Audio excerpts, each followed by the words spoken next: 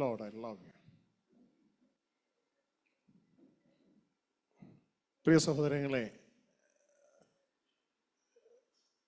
രാവിലെ കേട്ട സന്ദേശത്തിൻ്റെ തുടർച്ചയാണ് നമ്മൾ ഒരല്പസമയം കൊണ്ട് ഇനി കേൾക്കാൻ പോകുന്നത്.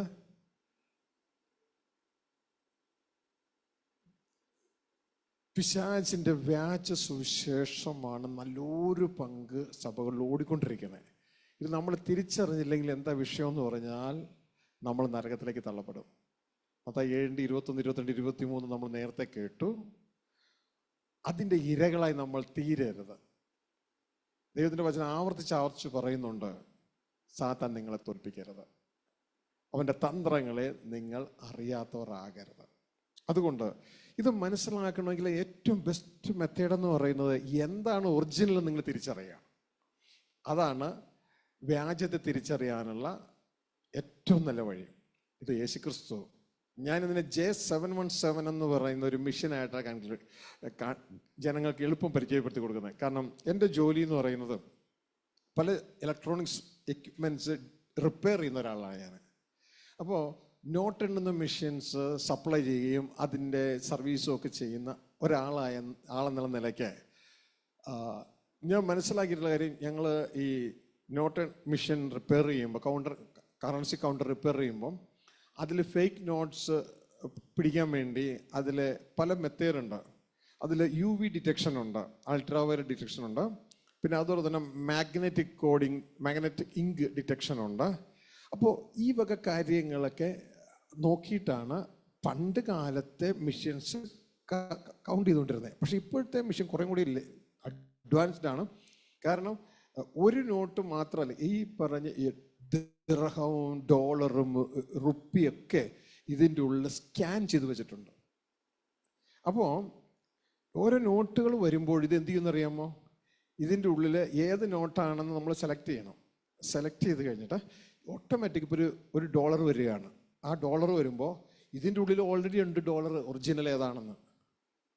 ആ ഒറിജിനൽ ഇതിൻ്റെ ഉള്ളിലുള്ള ആ ഐഡിയ കൊണ്ട് ഈ കടന്നു പോകുന്ന ഡോളറെ സ്കാൻ ചെയ്യും. അപ്പോൾ ഇതിൽ വ്യത്യാസം കണ്ടാൽ ഉടനെ ബസറടിക്കും, ഇത് ഒറിജിനൽ അല്ല എന്ന് ബസറടിക്കും. പക്ഷെ ഇത് ഇപ്പോഴുള്ള മെത്തേഡല്ല, യേശുക്രിസ്തു നേരത്തെ പറഞ്ഞു തന്നിട്ടുള്ള നമുക്ക് J717 ഒരു മിഷനായിട്ട് നിങ്ങൾ കൂട്ടുക. യോഹന്നാന്റെ സുവിശേഷം യോഹന്നാൻ 7-ാം അധ്യായം 17-ാം വാക്യം. യേശുക്രിസ്തു പറഞ്ഞു തരികയാണ്, സുവിശേഷ ഒറിജിനൽ ദൈവഇഷ്ടം എന്താണെന്ന് നിങ്ങൾക്ക് അറിയാമെങ്കിൽ ഡൂപ്പ് വന്ന ഉടനെ പിടിക്കാം. ഒറിജിനൽ നിങ്ങൾ അറിയണം. ഒറിജിനൽ അറിഞ്ഞെങ്കിൽ മാത്രമേ ഡൂപ്പ് പിടിക്കൂ. ഈ മിഷനെ സംബന്ധിച്ച് ഒറിജിനൽ ഓൾറെഡി അതിൻ്റെ ഉള്ളിൽ സ്കാൻ ചെയ്ത് വെച്ചിരിക്കുക. അതുകൊണ്ടാണ് ഡൂപ്പ് വരുമ്പോൾ അത് ഉടനെ ബസറടിക്കുന്നത്. വായിച്ച യോഹന്നാൻ 7:17. ദൈവത്തിന്റെ ഇഷ്ടം ചെയ്യുവാൻ ഇച്ഛിക്കുന്നവൻ ഈ ഉപദേശം ദൈവത്തിൽ നിന്നുള്ളതോ ഞാൻ സ്വയമായി പ്രസ്താവിക്കുന്നതോ എന്നറിയും. മനസ്സിലായോ? ഇവിടെ യേശുക്രിസ്തു പറയാണ് ദൈവത്തിന്റെ ഇഷ്ടം ചെയ്യുവാൻ ഇച്ഛിക്കുന്നവൻ. അതിൻ്റെ അർത്ഥം ഇവൻ്റെ ഉള്ളിലോ അല്ലെങ്കിൽ ഇവളുടെ ഉള്ളിലോ ഓൾറെഡി എന്നാ ഉണ്ട്? ദൈവ ഇഷ്ടം ഉണ്ട്. ദൈവത്തിന്റെ ഇഷ്ടം ചെയ്യാൻ ഇച്ഛിക്കുന്നവൻ ഉപദേശം ദൈവത്തിൽ നിന്നുള്ളതോ സ്വയമായി ഒരു വ്യക്തി പ്രസ്താവിക്കുന്നതെന്ന് തിരിച്ചറിയാൻ പറ്റും. മനസ്സിലായോ? അപ്പൊ ആദ്യം നമ്മുടെ അകത്ത് എന്ത് വേണം? ദൈവ ഇഷ്ടം എന്താണെന്ന് നമ്മൾ അറിയണം, അത് ചെയ്യാൻ നമ്മൾ ആഗ്രഹിക്കണം. ഹല്ലേലൂയ. അങ്ങനെയുള്ളവർക്കാണ് ഈ ലോകത്ത് ഏത് ഉപദേശം കേട്ടാലും നിങ്ങൾക്ക് തിരിച്ചറിയാൻ പറ്റും ഇത് ഒറിജിനൽ ആണോ അല്ലയോ എന്ന്. പിടുത്തം കിട്ടിയ? അപ്പൊ ആദ്യം ഒറിജിനൽ എന്താണെന്ന് നാം മനസ്സിലാക്കണം. ഹല്ലേലൂയ. ആ ദൈവ ഇഷ്ടമാണ് യേശു 3.5 വർഷം പ്രസംഗിച്ച സംഭവം. ഹല്ലേലൂയ. ഇതാണ് യേശുക്രിസ്തു പറയുന്നത്, ഞാൻ എൻ്റെ ഇഷ്ടമല്ല എന്നെ അയച്ചവൻ്റെ. യോഹന്നാൻ 6:38 യേശു പറയുന്നത്, എന്നെ അയച്ചവൻ്റെ ഇഷ്ടം ചെയ്യാനാണ് ഞാൻ വന്നിരിക്കുന്നത്. ഹല്ലേലൂയ. എടുത്തെങ്കിൽ വായിച്ചോളൂ. ഞാൻ എൻ്റെ ഇഷ്ടമല്ല എന്നെ അയച്ചവന്റെ ഇഷ്ടമത്രേ ചെയ്യുവാൻ സ്വർഗത്തിൽ നിന്ന് ഇറങ്ങി വന്നിരിക്കുന്നത്. ഞാൻ എൻ്റെ ഇഷ്ടമല്ല, എന്നെ അയച്ചവന്റെ ഇഷ്ടം ചെയ്യാനാ സ്വർഗത്തിൽ നിന്ന് ഇറങ്ങി വന്നേക്കണേ. അപ്പൊ ഇത് വ്യക്തതയോടെ മനസ്സിലാക്കുക. യേശു വന്നത് ദൈവ ഇഷ്ടം ചെയ്യാനാ. സ്വർഗരാജ്യത്തിൽ കയറാനുള്ള യോഗ്യത എന്താ യേശു പറയുന്നേ? എന്നെ കർത്താവേ കർത്താവ് എന്ന് പറയുന്നത് അല്ല, എൻ്റെ പിതാവിൻ്റെ ഇഷ്ടം ചെയ്യുന്നതാണ് സ്വർഗരാജ്യത്തിൽ പ്രവേശിക്കാനുള്ള യോഗ്യത. അപ്പൊ യേശു വന്ന് ജീവിച്ച് കാണിച്ചു തന്നതും ആ പിതാവിൻ്റെ ഇഷ്ടം ചെയ്യുകയാണ്. മറ്റൊരു ഭാഗത്ത് യേശു പറയുന്നുണ്ട്, ആ പിതാവിൻ്റെ ഇഷ്ടം ചെയ്ത് ആ പ്രവൃത്തി തികയ്ക്കുന്നതാണ് എൻ്റെ ആഹാരം പോലും. മനസ്സിലാവുന്നുണ്ടോ? ഹല്ലേലൂയ. അപ്പോൾ ആ യേശുവിൻ്റെ ജീവിതമായിരിക്കണം നമ്മുടെ ജീവിതം. ഹല്ലേലൂയ. അതേ യേശു എന്ത് കാണിച്ചു തന്നോ, എന്ത് പ്രസംഗിച്ചോ, എന്തിനു വേണ്ടി മരിച്ചോ, ഇതെല്ലാം ആ ദൈവിഷ്ടം നിറവേറ്റാനാണ് മരിച്ചത്. കാരണം യേശു മരിക്കുന്നതിന് മുമ്പ് പിതാവോട് ചോദിച്ചു, പിതാവെ കഴിയുമെങ്കിൽ ഇതൊന്ന് ഒഴിവാക്കിത്താ, പക്ഷെ പിതാവിൻ്റെ ഇഷ്ടം നീ മരിക്കുക എന്നുള്ളതാണ്. യേശു അതിനുവേണ്ടി ഏൽപ്പിച്ചു കൊടുത്തു. അപ്പോൾ യേശുവാണ് നമ്മുടെ റോൾ മോഡല്. ഹല്ലേലൂയ. അപ്പോൾ ഇവിടെ നാം മനസ്സിലാക്കേണ്ടത് ഈ പിതാവിൻ്റെ ഇഷ്ടം എന്ന് പറയുന്നത് നമ്മളും പിതാവും ഒരുമിച്ച് ഒരു കുടുംബമായി തീരുക, യേശുവിൽ ഒരുമിച്ച് ജീവിക്കുക. അപ്പോൾ അതാണ് ബൈബിളിൽ ഇങ്ങനെ അവസാനിക്കുന്നത്. വെളിപ്പാട് 21:3 വളരെ വ്യക്തതയോടെ പറയുകയാണ്. നമ്മൾ നേരത്തെ കേട്ടു തെസ്സലോനിയൻസ് 5:9-10 ദൈവം നമ്മളെ കോപത്തിനല്ല വിളിച്ചത്, നാം ഉണർന്നിരുന്നാലും ഉറങ്ങിയാലും ദൈവത്തോടൊപ്പം ജീവിക്കേണ്ടതിന് യേശുക്രിസ്തു മുഖാന്തരം രക്ഷ പ്രാപിക്കാൻ അത്രേ വിളിച്ചത്, അല്ലേ? ഇനി നമ്മൾ വെളിപ്പാട് 20:3 വരുമ്പോൾ നമുക്ക് കാണുകയാണ് ആ സുവിശേഷം സാക്ഷാത്കരിക്കപ്പെട്ടു. ദൈവം നമ്മളോട് താമസിക്കാൻ തുടങ്ങി. മനസ്സിലാവുന്നുണ്ട്? ഇതാണ് സുവിശേഷം, ഇതാണ് ദൈവ ഇഷ്ടം. എടുത്തെങ്കിൽ ഒന്ന് വായിച്ചേ. സിംഹാസനത്തിൽ നിന്ന് ഒരു മഹാശബ്ദം പറയുന്നതായി ഞാൻ കേട്ടത്, ഇതാ മനുഷ്യരോടുകൂടെ ദൈവത്തിന്റെ കൂടാരം, ദൈവം അവരോടുകൂടെ വസിക്കും. കണ്ടോ? ദൈവം മനുഷ്യരോട് കൂടെ വസിക്കും. ഇതിനേക്കാളും സന്തോഷം വേറെ ഉണ്ടോ? ആ ദൂതപുത്രൻ തിരികെ വന്ന് ദൈവത്തോട്, ആ അപ്പനോട് കൂടെ വസിക്കുന്നു. ദൈവം മനുഷ്യരോട് കൂടെ പാർക്കാൻ പോവാ. ഹല്ലേലൂയ. ഇനിയാണ് പറഞ്ഞത്, ഇനി കണ്ണുനീരില്ല, ദുഃഖമില്ല, മുറിവിളിയില്ല. അപ്പൊ ഇന്ന് നാം പാർക്കുന്നത് മരണമുള്ള മനുഷ്യരോട് കൂടെയാ, പക്ഷെ നാളെ നാം പാർക്കാൻ പോകുന്നത് മരണമില്ലാത്ത ദൈവത്തോടുകൂടെ. ഇത് സാധ്യമാകുന്ന ക്രിസ്തുവിൽ മാത്രമാണ്. ആദത്തിൽ നമ്മൾ പുറത്ത്, ക്രിസ്തുവിൽ നാം അകത്ത്. ഈ ഒരു തിരിച്ചറിവ് നമുക്ക് വേണം. അപ്പോൾ ഈ ഒരു സന്ദേശം അകത്ത് ആദ്യം ഉണ്ടാകണം. പക്ഷെ ഈ സന്ദേശം പിശാച് എന്ത് ചെയ്യുക? മറച്ചിട്ടിരിക്കുക. അതുകൊണ്ടാണ് ബൈബിൾ ഇതിനെ എഴുതിയിട്ടിരിക്കുന്നത്. ക്രിസ്തു പറയാണ്, ഈ സുവിശേഷം വയലിൽ ഒളിച്ചു വെച്ചിരിക്കുന്ന നിധിയാണ്. കണ്ടോ? അപ്പോ പിശാച് എന്താ ചെയ്യുന്നേ? പിശാച് ഇത് ഒളിപ്പിച്ചു, എന്നിട്ട് ഇതിന് സബ്സ്റ്റിറ്റ്യൂട്ട് സഭയിൽ തന്നു. അപ്പൊ ആരും അന്വേഷിച്ച് നടക്കത്തില്ലല്ലോ. ആരാധന ഉണ്ടല്ലോ, ആരാധന. അപ്പൊ നമ്മൾ സംതൃപ്തരായി. കാരണം ഇതിനു മുമ്പ് ധാരാളം കോടിക്കോടി ദൈവങ്ങളെ ആരാധിച്ച് നടന്നവരല്ലേ നമ്മൾ, ഇല്ലേ? അവർക്ക് എണ്ണ കൊടുത്ത്, പൂമാല കൊടുത്ത്, ചിലർക്ക് കതിന കൊടുത്ത്, ഇങ്ങനെ പലർക്കും പലത് കൊടുത്തു, അല്ലേ? ഇപ്പോൾ യേശുവിനെ സംബന്ധിച്ച് സ്തുതിയാണ് വേണ്ടതെന്ന് നമ്മൾ ചിന്തിക്കണേ, ഇല്ലേ? എൻ്റെ പ്രിയ കുഞ്ഞുങ്ങളെ, അങ്ങനെയല്ല. യേശുവിന് വേണ്ടത് ആ പിതാവിൻ്റെ ഇഷ്ടം സാധിച്ചെടുക്കുക എന്നുള്ളതാണ്. ഹല്ലേലൂയ. അപ്പോൾ നമ്മൾ പഴയ ഉടമ്പടി മുഴുവൻ നമ്മൾ അന്വേഷിക്കുമ്പോൾ, നിങ്ങൾ ആവർത്തന പുസ്തകം 28 അധ്യായം വായിച്ചിട്ടുണ്ടോ? പലർക്കും അത് ചിലർക്കൊരു പാട്ടാവും, ഒരു പാട്ടൊക്കെ ഉണ്ട്, വയലിൽ ഞാനന്, അല്ലേ? എൻ്റെ ദൈവത്താൽ നിശ്ചയം അനുഗ്രഹിക്കപ്പെടും, ഇല്ലേ? അതൊക്കെ പാടുമ്പോൾ നമുക്കൊരു സുഖമാണ്. കാരണം പഴയ ഉടമ്പടിയുടെ ഒരു ഭാഗമാണത്. പഴയ ഉടമ്പടിയിൽ ശരിക്കും അതൊക്കെ ഉള്ളൂ. കാരണം കൊല്ലാൻ പിടിച്ചിട്ടിരിക്കുകയാണ് നമ്മളെല്ലാം. എവിടെ? ലോകമാകുന്ന ജയിലിൽ. ആത്മീയ അവസ്ഥ ഈ പറയണേ. അങ്ങനെ ഇരിക്കുമ്പോൾ ദൈവം നമുക്ക് ന്യായപ്രമാണം തന്നു. ആ ന്യായപ്രമാണം അനുസരിച്ചാൽ നീ വയലിൽ അനുഗ്രഹിക്കപ്പെടും, നിന്റെ ആടുകളുടെ പിറപ്പ് അനുഗ്രഹിക്കപ്പെടും, മാവ് കുഴയ്ക്കുന്ന കൊട്ട അനുഗ്രഹിക്കപ്പെടും. എന്നിട്ട് അവസാനം നീ ഇതാ ഇവിടം കൊണ്ട് തീരുകയാണ്. നീ പിശാചിന്റെ അടിമയായി നിന്നെ പിടിച്ചിടും. നീ രക്ഷയില്ല നിനക്ക്. നീ ജഡത്തിൽ പിടിക്കപ്പെട്ടു, ആത്മാവിൽ മരിച്ചവനാണ് നീ. അങ്ങനെയുള്ള ഒരു സമൂഹത്തിന്റെ നടുവിലാണ് യേശുക്രിസ്തു വന്നിട്ട് നമ്മളെ ആ ജയിലിൽ നിന്ന് സ്വതന്ത്രമാക്കുകയാണ്. ഇനി ആ ഒരു തലം ഇല്ല. ഇനി പുതിയ ഉടമ്പടിയിൽ ഇതും പറഞ്ഞുകൊണ്ടല്ല ഇരിക്കേണ്ടേ. പുതിയ ഉടമ്പടിയിൽ ലോകമാകുന്ന ജയില് വിട്ട് നമ്മൾ യാത്രയാ. എന്തിനാണ്? അപ്പൻ്റെ അടുക്കലേക്ക്. പിടുത്തം കിട്ടിയോ? ഈ ഒരു ആത്മീക അവസ്ഥ നിങ്ങൾ കാണണം. ഇതുകൊണ്ടാണ് പഴയ ഉടമ്പടിയിൽ നിഴലായിരുന്ന കാര്യങ്ങൾ പുതിയ ഉടമ്പടിയിൽ പൊരുളായി മാറുന്നത്. പഴയ ഉടമ്പടിയിൽ ഈ യാത്ര വെച്ചത് ഈജിപ്തിൻ്റെ അടിമത്തത്തിൽ നിന്ന് ജനത്തെ കനാൻ ദേശത്തേക്ക് കൊണ്ടുപോവുകയാണ്. ഒരു ചെറിയ കഷ്ണം ഭൂമി, ഈ കേരളത്തിൻ്റെ പകുതിയേ ഉള്ളത്, അത്രയുള്ള ഭൂമിയിലേക്ക് കൊണ്ടുപോവുക. എന്നാൽ അതൊരു നിഴലാണ്. പഴയ ഉടമ്പടി നിഴല്, പുതിയ ഉടമ്പടി പൊരുളുക. എന്നാൽ പുതിയ ഉടമ്പടിയിൽ ജഡികമായ യാത്രയല്ല. പുതിയ ഉടമ്പടിയിൽ ആത്മാക്കളുടെ പിതാവായ ദൈവത്തിൻ്റെ നാട്ടിലേക്ക്, നമ്മുടെ അപ്പൻ്റെ അടുക്കലേക്ക് ക്രിസ്തു നമ്മളെ സ്വതന്ത്രമാക്കി. അവിടെ മോശയാണെങ്കിൽ ഇവിടെ ക്രിസ്തുവാണ്. ക്രിസ്തു നമ്മളെ സ്വതന്ത്രമാക്കിയിട്ട് ക്രിസ്തുവിൻ്റെ പിന്നാലെ നമ്മൾ യാത്രയാവുകയാണ്. അതൊക്കെ പഴയ നിയമത്തിൽ ഒരു ബ്ലൂ പ്രിന്റ് പോലെ വരച്ചു വെച്ചിരിക്കുക നിഴലായിട്ട്. മനസ്സിലായോ? അപ്പോൾ ഇനി അതായത് നിങ്ങൾ നോക്കിയേ, നിങ്ങളിപ്പോൾ ഈജിപ്തിൻ്റെ അടിമത്തത്തിൽ നിന്ന് ദൈവം നിങ്ങളെ വിടുവിച്ചു, ഇസ്രായേൽ ജനത്തെ വിടുവിച്ചു. പക്ഷേ വിടുവിച്ച ശേഷം ഒരു കൂട്ടർ വന്ന് പറയുകയാണ്, നമുക്കിവിടെ വട്ടം കൂടി ഒരു ചർച്ചൊക്കെ തുടങ്ങി, ഇവിടെ ഈജിപ്തിൻ്റെ പരിപ്പും കലവും ഉരുളക്കിഴങ്ങും ഇറച്ചി കലവും ഒക്കെ ആയിട്ട് നമുക്ക് ഈജിപ്തിൽ തന്നെ ഒട്ടും പാട്ടുമായിട്ട് ഇരിക്കാമെന്ന് പറഞ്ഞു കഴിഞ്ഞാൽ ശരിക്കും പറഞ്ഞ വിഡ്ഢിത്തമല്ലേ? പകരം എന്ത് ചെയ്യണം? അവിടെ എന്തുണ്ടായിക്കോട്ടെ, ഞങ്ങൾ അടിമത്തം വിട്ട് ഇതാ ഞങ്ങളുടെ നേതാവായ മോശയുടെ പുറകെ യാത്രയാവുകയാണ് സ്നാനത്തിലൂടെ, ഇല്ലേ? സ്നാനം മുൻകുറിയാണ്. അത് കഴിഞ്ഞിട്ട് നമ്മൾ പിന്നെ യാത്രയാ, പിന്നെ ഇവിടെ നിൽക്കരുത്. ഹല്ലേലൂയ. അപ്പൊ ഇങ്ങനെ നിൽക്കാതിരിക്കണമെങ്കിൽ എന്തു വേണം? എന്താണ് ദൈവം ചെയ്യണേന്ന് അറിഞ്ഞിരിക്കണം. കനാൻ ദേശത്തേക്ക് കൊണ്ടുപോവുകയാണെന്ന് അറിഞ്ഞില്ല എങ്കിൽ ഈ ജനം അവിടെ തന്നെ നിൽക്കൂലേ? അല്ലേ? അവിടെ തന്നെ നിൽക്കും. മാത്രമല്ല ഉപദേശം കിട്ടി കൂടുതൽ പരിപ്പും കലം, കൂടുതൽ ഇറച്ചിക്കലം എന്നും പറഞ്ഞ് അവിടെ തന്നെ ഇരിക്കും.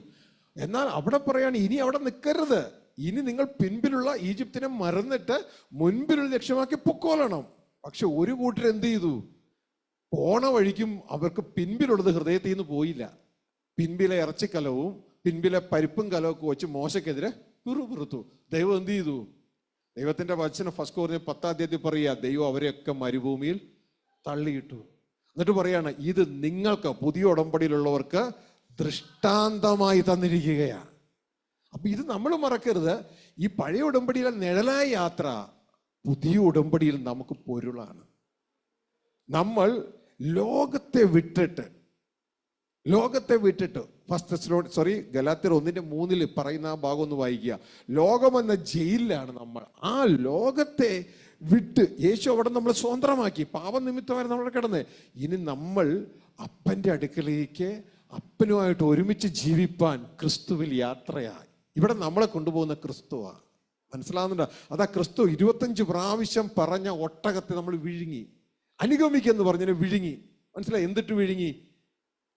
മറ്റൊരു ഇതിനേക്കാളും വെയിറ്റ് കുറഞ്ഞൊരു സംഭവം, മനസ്സിലായോ? അതിട്ടങ്ങ് വിഴുങ്ങി. ആരാധന കൊണ്ട് വിഴുങ്ങി. അപ്പൊ നമ്മൾ കാര്യം ചെയ്യും, ഇതിനെ വിഴുങ്ങരുത്. ഇത് ബാലൻസ് ആയിട്ട് പോകണം. അതായത് തുളസി, ചതകുപ്പ ഇതിൽ ദശാംശം കൊടുത്തോ കുഴപ്പമില്ലെന്നേ. പക്ഷെ ന്യായപ്രമാണത്തിൽ കനമേറിയ ന്യായം, കരുണ അതൊന്നും വിഴുങ്ങുകയും ചെയ്യരുത്. അപ്പൊ റൈറ്റ് ആയിട്ടുള്ള രീതിയിൽ കാര്യങ്ങളെ ഹാൻഡിൽ ചെയ്യുക. പിശാചിന്റെ ഷെഫായിട്ട് നമ്മൾ മാറരുത്. റൈറ്റായിട്ട് ജനത്തിന് ദൈവവചനം പറയുന്നത്, പുതിയ ഉടമ്പടി ദേവദാസൻ പ്രത്യേകം ശ്രദ്ധിച്ച് കേൾക്കുക, അപ്പോഴപ്പോഴുള്ള ആഹാരമാണ് കൊടുക്കേണ്ടത്. തക്ക സമയത്തെ ആഹാരം എന്ന് ബൈബിൾ പറയുന്നത്. അങ്ങനെ കൊടുക്കുന്ന ഭൃത്യൻ അവനെയാണ് തനിക്കുള്ള സകലത്തിലും അധികാരിയായി പരമേൽപ്പിക്കുന്നത്. മനസ്സിലാവുന്നുണ്ടോ? അപ്പോൾ ഇവിടെ നാം മനസ്സിലാക്കേണ്ടത്, ഈ ഒരു യാത്ര എല്ലാ ദൈവദാസന്മാരും തിരിച്ചറിഞ്ഞ് സഭയിൽ പറയണം. പിൻപിലുള്ളതിനെ മറക്കണം. പിൻപിൽ എത്ര നന്മ കിട്ടിയാലും അത് നിനക്ക് ശാശ്വത ഉപകാരമായി വരത്തില്ല. പിൻപിൽ എത്ര പ്രശ്നമുണ്ടെങ്കിലും അത് നിന്റെ ശാശ്വത പ്രശ്നമായി വരത്തില്ല. അതെല്ലാം നീയും ഞാനിവിടെ മരിക്കുമ്പോൾ തീരും. എല്ലാ നന്മകളും തീരും.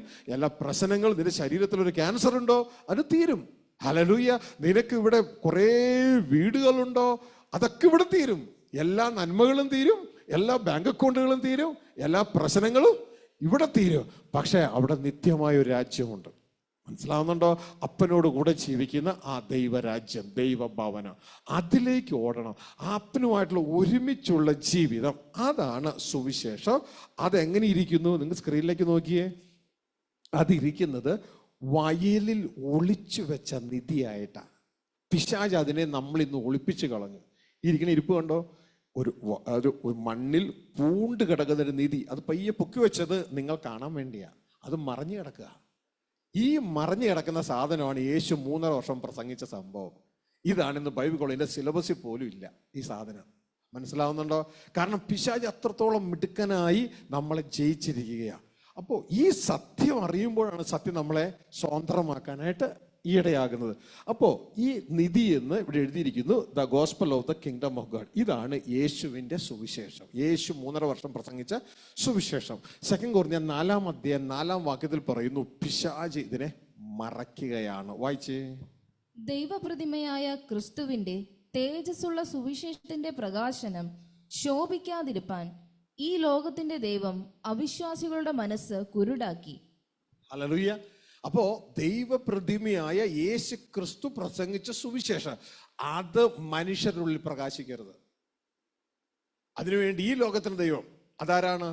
പിശാച് മനുഷ്യരുടെ മനസ്സുകളെ കുരുടാക്കി. ഇതവർക്ക് തിരിച്ചറിയുന്നില്ല. എന്തിട്ടാ കുരുടാക്കിയേ?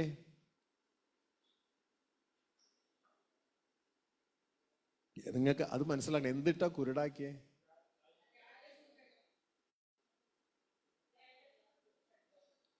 അവൻ കുരുടാക്കിയത് ലോകം കൊണ്ട ലോകദർശനം. അതായത് ഇപ്പൊ ഈജിപ്തിന്റെ അടിമത്തത്തിൽ നിന്ന് വിടുവിക്കപ്പെട്ട ഇസ്രായേൽ മക്കൾക്ക് അവിടെ ഒരു ഓഫർ കിട്ടുകയാണ്. അവിടെ കുറെ പേര് ടെന്റ് അടിച്ച് ചർച്ച എന്ന് പറഞ്ഞു തുടങ്ങി. അതിൻ്റെ ഉള്ളിൽ തന്നെ എന്നിട്ട് ഈജിപ്തിൽ വലിയവനാകുക, ഈജിപ്തിൽ വലിയവനാകുക, കൂടുതൽ പരിപ്പും കലം, കൂടുതൽ ഇറച്ചിക്കലം, അവിടെ വലുതാകുക, ഈജിപ്തിൽ വലിയവനാകുക. അപ്പൊ ഈ ജനത്തിന്റെ ഒക്കെ മനസ്സെന്തുവാ ഓൾറെഡി? ഇനിയിപ്പോ ഈ ഫറവോയുടെ നിന്ന് സ്വതന്ത്രമായി, ഇനിയിപ്പോ ഇവിടെ നമുക്കൊരു ബിസിനസ് ഒക്കെ കെട്ടിപ്പൊക്കി ഇവിടെ അങ്ങ് വലുതാകാം. മനസ്സിലാവുന്നുണ്ടോ? എന്നിട്ട് അത് ഈ കൂടാര ചർച്ചിൽ അതങ്ങ് വലുതാക്കി പറയും. ഇത് വ്യാജ സുവിശേഷത്തിന്റെ മറ്റൊരു ഭാഗമാണ്. ഹല്ലേലൂയ. ലോകത്തിൽ വലിയവരാകുക. ദൈവത്തിന്റെ വചനം പറയുന്നു, ലോകത്തെയോ ലോകത്തുള്ളതിനെയോ സ്നേഹിക്കരുത്. ഇനി സ്നേഹിച്ചാൽ നീ ലോകം വിട്ടു പോകത്തില്ല. ലോകം പിൻപിലും ദൈവരാജ്യം മുൻപിലുമാണ്. അപ്പൊ ഇനി ലോകം വിട്ടുപോകണം. അപ്പൊ പിശാച് കുരുടാക്കിയത് ഒരു സ്റ്റേജ് എന്ന് പറയുന്നത്, പിശാച് കുരുടാക്കിയത് ലോകമിട്ടിട്ടാ. ലോകത്തിൽ നീ വലിയവനാകുക. ഹല്ലേലൂയ. ലോകത്തിൽ വലിയവനാകുക. അപ്പൊ എന്തിനെ സപ്പോർട്ട് എടുക്കും പിശാച്? എന്തിനെ സപ്പോർട്ട് എടുക്കും? പഴയ ഉടമ്പടി സപ്പോർട്ട് എടുക്കും. കാരണം നമുക്ക് അറിഞ്ഞുകൂടാ കാലം കഴിഞ്ഞെന്ന്. പഴയ ഉടമ്പടിയിൽ ആവർത്തനം 28 സപ്പോർട്ടും എടുക്കും. മനസ്സിലായോ? വയലിൽ നീ അനുഗ്രഹിക്കപ്പെടും, നിന്റെ ആടുകളെ പിറപ്പ് അനുഗ്രഹിക്കപ്പെടും. ഇതൊക്കെ സപ്പോർട്ട് എടുത്തൊക്കെ പറയും. കാരണം നമുക്ക് ദൈവ ഇഷ്ടം എന്താണെന്ന് അറിയത്തില്ലെങ്കിൽ നമ്മൾ വിട്ടത് തന്നെ. പിടുത്തം കിട്ടിയോ? ഇതാ പറയണേ, ആദ്യം തന്നെ ആ ഒറിജിനൽ എന്താണെന്ന് ആ നോട്ടിന്റെ ഉള്ളിലുണ്ട്. എന്താണ് ദൈവ ഇഷ്ടം? ദൈവവും നമ്മൾ ഒരുമിച്ച് പാർക്കുന്ന ആ പുതിയ യെരൂശലേമിലെ ജീവിതമാണ് ദൈവ ഇഷ്ടം. അതില്ലെങ്കിൽ നമ്മൾ ഇവിടെ പെട്ടുപോയത് തന്നെ. കറക്റ്റായിട്ട്. അതുകൊണ്ടാണ് ദൈവവചനം ലൂക്കോസ് 16:16 പറയുന്നത്, ന്യായപ്രമാണത്തിനും പ്രവാചകന്മാർക്കൊക്കെ ഒരു കാലം ഉണ്ടായിരുന്നു. ആ കാലം സ്നാപകയോഹന്നാനോട് കൂടെ അവസാനിച്ചു. അന്നു മുതൽ ദൈവരാജ്യം സുവിശേഷമായി അറിയിച്ച് വരുന്നു. എന്നാൽ പിശാച് അപ്പോസ്തലന്മാർ പോയ ശേഷം തന്ത്രപൂർവ്വം ഇതിനെ അങ്ങ് സ്റ്റോപ്പ് ചെയ്യിച്ചു. ഹല്ലേലൂയ. യേശുവിന്റെ സുവിശേഷത്തെ അങ്ങ് സ്റ്റോപ്പ് ചെയ്തിട്ട് യേശുവിന്റെ കാൽവരി കുരിശിലെ മരണം മാത്രം പറയുന്നതാക്കി മാറ്റി. ഹല്ലേലൂയ. വായിച്ചേ ഇപ്പൊ പറഞ്ഞ ഭാഗം. ലൂക്കോസ് 16:16. ന്യായപ്രമാണത്തിന്റെയും പ്രവാചകന്മാരുടെയും കാലം യോഹന്നാൻ വരെ ആയിരുന്നു. അപ്പൊ അതായത് യേശുവിന്റെ മുൻഗാമിയായ, അതായത് യേശുവിന് വഴിയൊരുക്കാൻ വന്ന ആ യോഹന്നാന്റെ സമയം വരെ എന്തുള്ളൂ? ന്യായപ്രമാണവും പ്രവാചകന്മാരും ഉള്ളൂ. എങ്ങനെ മനസ്സിലായി? വിശുദ്ധ ബൈബിൾ ക്ലിയർ ആയിട്ട് പറഞ്ഞു തരികയാണ്. ന്യായപ്രമാണം മാറുന്നില്ല, ആകാശം മാറും, ഭൂമി മാറും, ന്യായപ്രമാണത്തിന് മാറ്റമില്ല. പക്ഷെ നമ്മൾ അതിൽ നിന്ന് ഒഴിവുള്ളവരായി. പിടുത്തം കിട്ടിയ? ഹല്ലേലൂയ. ആ ന്യായപ്രമാണത്തിന്റെ പ്രവാചകന്മാരുടെ കാലം യോഹന്നാൻ വരെ ഉണ്ടായിരുന്നുള്ളൂ. അന്ന് മുതൽ അപ്പൊ എന്തായി താഴേക്ക്? അന്നു മുതൽ ദൈവരാജ്യത്തെ സുവിശേഷിച്ചു വരുന്നു. അന്നു മുതൽ ദൈവരാജ്യം സുവിശേഷമായി അറിയിച്ചുകൊണ്ടിരിക്കുക. പിടുത്തം കിട്ടിയ? കാലം മാറി. ഇനി ലോകത്തിന്റെ തടവിൽ നിന്ന്, ഗലാത്യർ 1:3, ലോകത്തിന്റെ തടവിൽ നിന്ന് നമ്മളെ വിടുവിച്ച് നമ്മൾ ഇനി മോശയുടെ നേതൃത്വത്തിലല്ല, യേശുവിന്റെ നേതൃത്വത്തിൽ അപ്പന്റെ വീട്ടിലേക്ക് യാത്രയാവുകയാണ്. വായിച്ചേ. പിതാവായ ദൈവത്തിങ്കിൽ നിന്നും നമ്മുടെ ദൈവവും പിതാവുമായവന്റെ ഇഷ്ടപ്രകാരം ഇപ്പോഴത്തെ ദുഷ്ടലോകത്തിൽ നിന്ന് നമ്മെ വിടുവിക്കേണ്ടതിന്. ഇപ്പോഴത്തെ ദുഷ്ടലോകം, ആ ദുഷ്ടലോകത്ത് നമ്മളെ സൂക്ഷിക്കാൻ വേണ്ടിയായിരുന്നു ന്യായപ്രമാണം. മനസ്സിലായോ? ദുഷ്ടലോകത്തിൽ നമുക്ക് പ്രത്യാശ നൽകാൻ വേണ്ടിയായിരുന്നു ന്യായപ്രമാണം നമ്മൾ കൂടുതൽ പാപം ചെയ്യാതിരിക്കാൻ വേണ്ടിയാ. ഇതുകൊണ്ട് ദൈവത്തിന്റെ വചനം പറയുന്നത് ഗലാത്യർ 3:14 അല്ലെങ്കിൽ 19 അവിടെ എഴുതിയിരിക്കുകയാണ്, ന്യായപ്രമാണം എന്തിന്? അവിടെ പറയാണ്, യേശുക്രിസ്തു വരുന്നത് വരെ, വാഗ്ദത്ത സന്തതി വരുന്നത് വരെ അത് അതിക്രമങ്ങൾ നിമിത്തം, ലംഘനങ്ങൾ നിമിത്തം കൂട്ടിച്ചേർത്ത, ഇനി നീ പാപം ചെയ്യാതിരിക്കാൻ വേണ്ടി സഹായിക്കാൻ വേണ്ടിയാണ് അത് കൂട്ടി ചേർത്തത്. ഹല്ലേലൂയ. എടുത്തൊന്ന് വായിച്ചോളൂ. 19. എന്നാൽ ന്യായപ്രമാണം എന്തിന്?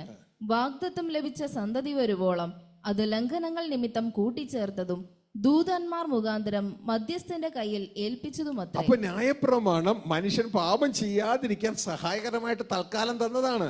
എപ്പോ വരെ? യേശുക്രിസ്തു വരുന്നത് വരെയുള്ളൂ. ഹല്ലേലൂയ. അപ്പൊ പ്രവാചകന്മാരോ? പ്രവാചകന്മാരും അപ്പൊ മാത്രമേ ഉള്ളൂ. കാരണം ഈ സകല പ്രവാചകന്മാരും ക്രിസ്തു വരെ പ്രവചിച്ചു. എന്താ കാര്യം? അവര് പറയാണ്, നിന്നെ രക്ഷിക്കാൻ വേണ്ടി ക്രിസ്തു വരുന്നുണ്ട്. ഹോപ്പ് തരികയാ. മനസ്സിലാവുന്നുണ്ടോ? ഹോപ്പ്, പ്രത്യാശ തരിക. നിന്നെ രക്ഷിക്കാൻ ആര് വരുന്നുണ്ട്?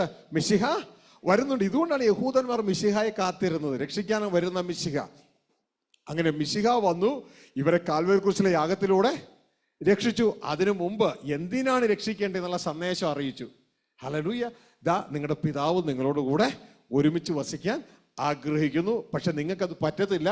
നിങ്ങളുടെ പാപത്തിന് വേണ്ടി ലോകത്തിന്റെ പാപങ്ങൾ നിൽക്കുന്ന കുഞ്ഞാടി ഞാനാണ്. ഞാൻ യാഗമായാൽ എൻ്റെ നാമം വിളിച്ചപേക്ഷിക്കുന്ന ഏവനും ഈ ലോകമാകുന്ന തടവിൽ നിന്ന് രക്ഷപ്പെടും. പിടുത്തം കിട്ടിയ? എന്നിട്ട് നിങ്ങൾക്ക് എൻ്റെ പുറകെ വരാം, അനുഗമിക്കാം. എങ്ങോട്ട്? അപ്പൻ്റെ വീട്ടിലേക്ക്. ഈ ചിന്തയാണ് ദൈവരാജ്യ സുവിശേഷം. പിടുത്തം കിട്ടിയ? ഇതാണ് മറച്ചിട്ടിരിക്കുന്നത്. ഇത് മറച്ചിട്ടിരിക്കുന്നത് കൊണ്ട് നമ്മൾ ഇതറിയുന്നില്ല. അപ്പൊ ആദ്യം ഇത് നമ്മുടെ അകത്തുണ്ടെങ്കിൽ ഇതല്ലാത്ത കാര്യങ്ങൾ കാണുമ്പോൾ പെട്ടെന്ന് നമുക്ക് പിടിക്കാം, ഇതല്ല ദൈവം നമ്മളോട് പറഞ്ഞ സന്ദേശം. മനസ്സിലായോ? ബാക്കി എല്ലാ സന്ദേശങ്ങളും എന്തിനു വേണ്ടിയായിരിക്കും എന്നറിയാമോ? ഇവിടെ നമ്മൾ ഈജിപ്തിൽ പിടിച്ചു നിർത്താനാണ്. നമ്മൾ ഒരിക്കലും യാത്ര പോകരുത്. പകരം ഒരു സ്തുതി ആരാധനക്കാർ മാത്രമായിട്ട് എവിടെ ഒതുങ്ങണം? ഈ ലോകത്തില് ഒതുങ്ങണം. ഹൃദയം കൊണ്ട് നാം യാത്രയാകരുത്. നിങ്ങൾ ശ്രദ്ധിക്കണം, പഴയ ഉടമ്പടിയിൽ യാത്ര ശരീരം കൊണ്ടായിരുന്നു, ജഡം കൊണ്ടായിരുന്നു. പുതിയ ഉടമ്പടിയിൽ യാത്ര ശരീരം കൊണ്ടല്ല. ശരീരത്തിൽ നമ്മൾ ഇവിടെ തന്നെയുണ്ട്, ഹൃദയം കൊണ്ടാണ് നാം യാത്ര ചെയ്യുന്നത്. ഈ ഒരു തിരിച്ചറിവ് നമുക്കുണ്ട്. ഇത് നമ്മൾ ഡീറ്റെയിൽ ആയിട്ട് പുറകെ ഒക്കെ മനസ്സിലാക്കാം. അപ്പോ ഈ ഒരു കാര്യത്തിൽ നമ്മൾ വരുമ്പോൾ ഇവിടെ എഴുതിയിരിക്കുകയാണ്, സാത്താൻ നമ്മെ തോൽപ്പിക്കരുത്, അവന്റെ തന്ത്രങ്ങളെ നാം അറിയാത്തവരല്ലല്ലോ. അപ്പോൾ ഈ ഒറിജിനൽ നമുക്ക് അകത്തുണ്ട്. ദൈവത്തോടു കൂടിയുള്ള വാസമാണ്. അതിനുവേണ്ടിയാണ് ദൈവം നമ്മളെ വിളിച്ചിരിക്കുന്നത് എന്നുള്ള തിരിച്ചറിവ് നമുക്ക് വരുമ്പോൾ ഇതിലേക്ക് പോകാത്തതെല്ലാം നമുക്ക് പിടിക്കാൻ പറ്റും. ഈ ഒരു ലക്ഷ്യത്തിലേക്ക് പോകാത്തതൊക്കെ നമുക്ക് പിടിക്കും. നമ്മുടെ അകത്ത് തിരിച്ചറിയും. കാരണം ഇവിടെ ഒരു ആരാധന കൊണ്ട് അവസാനിക്കുകയല്ല. കാരണം നമുക്ക് സമ്മാനം വേണ്ടേ? നമുക്ക് അവകാശം വേണ്ടേ? അവകാശം വേണമെങ്കിൽ ഫിലിപ്പിയർ 3:14 പറയുന്നു, നീ ഒരു കാര്യം ചെയ്യണം, നീ യാത്ര പോകണം. ക്രിസ്തയേശുവിൽ ദൈവത്തിന്റെ പരമവിളിയുടെ വിരുദുണ്ട്, സമ്മാനമുണ്ട്. ആ സമ്മാനം വേണമെങ്കിൽ ദാ ഫിലിപ്പിയർ 3:14 പറയുകയാണ്, നീ പിൻപിലുള്ളതിനെ മറക്കണം, മുൻപിലുള്ള ലക്ഷ്യമാക്കണം. എന്നിട്ട് ക്രിസ്തയേശുവിലാണ് യാത്ര, ആദത്തിലല്ല, ക്രിസ്തുവിലാണ് യാത്ര. ക്രിസ്തയേശുവിൽ ദൈവത്തിന്റെ പരമവിളി. അപ്പോൾ ദൈവം നമ്മളെ വിളിക്കുകയാണ്, അപ്പൻ നമ്മളെ വിളിക്കുകയാണ്. ആരിലൂടെ? ക്രിസ്തുവിലൂടെ വിളിക്കുകയാണ്. ആ വിളിയുടെ സമ്മാനത്തിനായി നാം ലാക്കിലേക്ക് ഓടണം. ഇതൊരു യാത്രയാണ്. വായിച്ചേ 3:14. ഒന്ന് ഞാൻ ചെയ്യുന്നു, പിൻപിലുള്ളത് മറന്നും മുമ്പിലുള്ളതിന് ആഞ്ഞും കൊണ്ട് ക്രിസ്തയേശുവിൽ ദൈവത്തിന്റെ പരമവിളിയുടെ വിരുദിനായി ലാക്കിലേക്ക് ഓടുന്നു. വളരെ ശ്രദ്ധയോടെ മനസ്സിലാക്കണം, ക്രിസ്തുവിൽ അവസാനിക്കുന്നില്ല. വ്യാജ സുവിശേഷം എന്ത് ചെയ്യുന്നറിയാമോ? നമ്മളെ ക്രിസ്തുവിൽ അവസാനിപ്പിക്കും. ക്രിസ്തുവിൽ തുടങ്ങുകയാണ്. അവിടെ ക്രിസ്തു യേശുവിനെ രക്ഷകനായി സ്വീകരിച്ച ക്രിസ്തുവാകുന്ന മൂലക്കല്ലിൽ അടിസ്ഥാനമിട്ട് ആരംഭിക്കുകയാണ്. ക്രിസ്തുവിൽ ദൈവത്തിന്റെ പരമവിളി. അപ്പോ ദൈവത്തിന്റെ പരമവിളി ആരില്ല? ആദത്തിലല്ല, ക്രിസ്തുവിലാണ്. ക്രിസ്തുവിൽ ദൈവത്തിന്റെ പരമവിളിയുടെ വിരുദ്, അതാണ് അവകാശം. ഈ അവകാശത്തിനായി ഞാൻ എന്ത് ചെയ്യുന്നു? രക്ഷിക്കപ്പെട്ട ഞാൻ ലാക്കിലേക്ക് ഓടുകയാണ്. ഇതാണ് എൻ്റെ യാത്ര. ഈ ഒരു തിരിച്ചറിവ് നമുക്കുണ്ടാകണം. അപ്പൊ യാത്ര പോകാതെ ഈജിപ്തിൽ പിടിച്ചു നിർത്തുന്ന ഒരു മോശയാണെങ്കിലോ?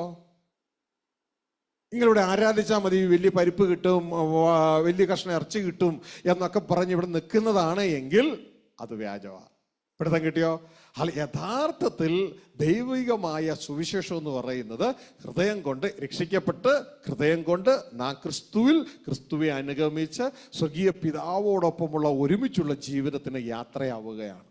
ഹല്ലേലൂയ. അപ്പൊ ഈ ഒരു തിരിച്ചറിവ് നമ്മുടെ ഉള്ളിൽ വേണം. അപ്പൊ ആദ്യം തന്നെ എന്താണ് ദൈവ ഇഷ്ടം എന്നുള്ളത് വ്യക്തമായൊരു പാറ്റേൺ അകത്ത് വേണം.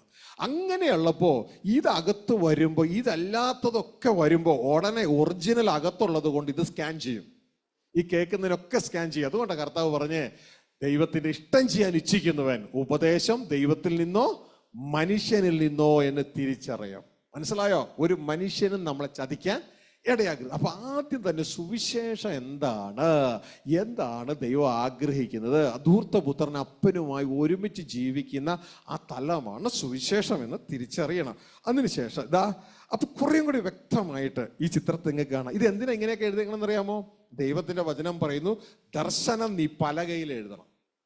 അപ്പൊ എല്ലാവർക്കും അത് കാണാൻ പറ്റും. അപ്പൊ കണ്ടു കഴിയുമ്പോൾ ഇത് അവരുടെ ദൈവം കൊടുത്ത ആ മനസ്സുണ്ടല്ലോ, ഇതിനെ സ്കാൻ ചെയ്ത് ഇതിൻ്റെ അകത്തേക്ക് ഫിറ്റ് ചെയ്യും. ഇങ്ങനെ ഫിറ്റ് ചെയ്ത് കഴിഞ്ഞാൽ ഇനി എവിടെ വ്യാജം ഉണ്ടെങ്കിൽ അവർക്ക് ഉടനെ അറിയാൻ പറ്റും. ഹല്ലേലൂയ. അപ്പൊ നിങ്ങൾക്ക് ഈ സ്ക്രീനിൽ കാണാം, വാട്ട് ഈസ് ദ ഗോസ്പൽ? എന്താണ് സുവിശേഷം? സുവിശേഷം എന്ന് പറയുന്നത് ദൈവത്തോടു കൂടെയുള്ള നമ്മളുടെ വാസമാണ്. ദൈവ കുടുംബത്തിൽ ദൈവത്തോടു കൂടിയുള്ള വാസമാണ്. അതിലേക്കുള്ള ഇൻവിറ്റേഷനാണ് നമ്മൾ പോയി എല്ലാവരോടും പറയുന്നത്. മനസ്സിലായോ? അതാണ് ബൈബിൾ പേരിട്ടിരിക്കുന്ന നിരപ്പിന്റെ ശുശ്രൂഷ. ഹല്ലേലൂയ. ദൈവവുമായി നിരക്കുകയാണ്. ഇത് ആദ്യം ചെയ്ത ആള് ക്രിസ്തുവാണ്. ഇതുകൊണ്ടാണ് ദൈവദാസന്മാരെ കുറിച്ച് പറയുന്നത്, ക്രിസ്തുവിന് സ്ഥാനപതിയായി, ക്രിസ്തുവിന് പകരം ഞങ്ങൾ നിങ്ങളോട് അപേക്ഷിക്കുന്നു, ദൈവത്തോട് നിരന്നുകൊള്ളുവേൻ. ഹല്ലേലൂയ. അപ്പൊ ഇത് വ്യക്തതയോടെ പറയണം. അപ്പൊ ഇതിൻ്റെ ഉള്ളിൽ എന്തുണ്ട്? കാൽവരി ക്രൂശിലെ യാഗമുണ്ട്. പിടുത്തം കിട്ടിയ? ഹല്ലേലൂയ. അപ്പൊ ഈ സന്ദേശം പറയാതിരിക്കരുത്. അപ്പൊ നിങ്ങൾക്ക് സ്ക്രീനിൽ കാണാം, ഇവിടെ രണ്ട് കുടുംബങ്ങളെ കാണാം. ഒന്ന് താഴെ നമുക്ക് എല്ലാവർക്കും അറിയാവുന്ന ഒരു മനുഷ്യ കുടുംബം. ഇത് എൻ്റെ ദൈവം എനിക്ക് തന്ന കുടുംബമാണ്. ആ ഒരു മനുഷ്യ കുടുംബം, ആ കുടുംബം ഭൂമിയിലാണ്. അപ്പോൾ തന്നെ നിങ്ങൾക്ക് ഉയരത്തിൽ ഇവിടെ പുതിയ റിസലേം കാണാം, ക്യൂബ് ഷേപ്പിൽ. ഈ കുടുംബം സ്വർഗത്തിലാണ്. ആ കുടുംബത്തില് നിങ്ങൾക്ക് ഇവിടെ കാണാം, സ്വർഗീയ പിതാവുണ്ട്, വലതുഭാഗത്ത് പുത്രനായ ക്രിസ്തുവുണ്ട്, മുമ്പിൽ ധാരാളം ദൈവപുത്രന്മാരുണ്ട്. ഇനി ഭൂമിയിലെ കുടുംബം നോക്കാം. ഭൂമിയിലെ കുടുംബത്തിൽ ഒരു പിതാവുണ്ട്, ഒരു മാതാവുണ്ട്. പിതാവിന് മാതാവിലൂടെ ഉണ്ടായ മക്കളെ കാണാം. ഹല്ലേലൂയ. ഇതാണ് ഭൂമിയിലെ കുടുംബം. ഒരു കുടുംബം പൂർണ്ണമാകണമെങ്കിൽ അതില് 3 വ്യക്തിത്വങ്ങൾ ആവശ്യമാണ്. 1 കാരണഭൂതൻ, 2 മുഖാന്തരം, 3 കാരണഭൂതന് മുഖാന്തരങ്ങളിലൂടെ ജനിച്ച മക്കൾ. ഇത് 3 കൂടി ആവുമ്പോൾ കുടുംബം പൂർണ്ണമാകുന്നത്. ഹല്ലേലൂയ. അതാണ് ഈ മനുഷ്യ കുടുംബം. ഇവിടെ എൻ്റെ ഫോട്ടോ ഇവിടെ കാണാം. ഭൂമിയിലെ കുടുംബത്തിൽ ഞാനാണ്, ദൈവം എന്നെയാണ് കാരണഭൂതനാക്കിയിരിക്കുന്നത്. എൻ്റെ ഭാര്യയാണ് മുഖാന്തരം.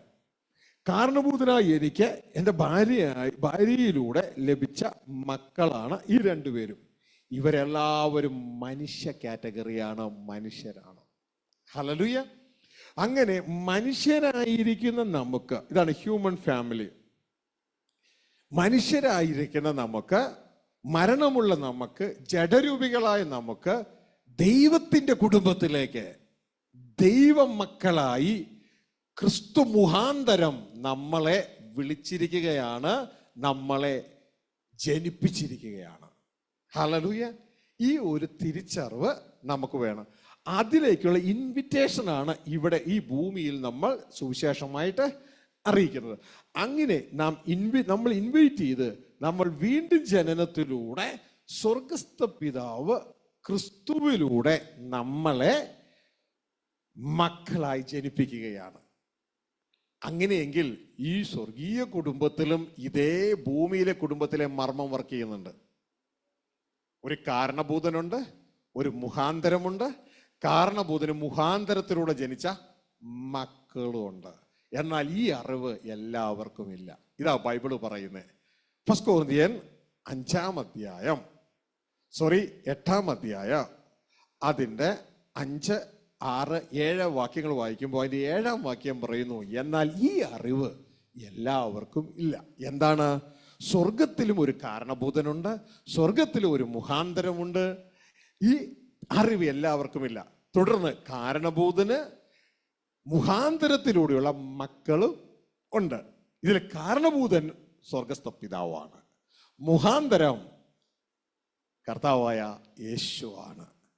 മക്കൾ സ്വർഗസ്ഥ പിതാവിന് കർത്താവായ യേശുവിലൂടെ കാൽവരി ക്രൂശിൽ ജനിച്ച മക്കളാണ് നമ്മൾ ഓരോരുത്തരുമാണ്. ഈ അറിവ് എല്ലാവർക്കും ഇല്ല. ഇത് അറിവില്ലാത്തത് കൊണ്ട് പിശാച് എന്ത് ചെയ്തു?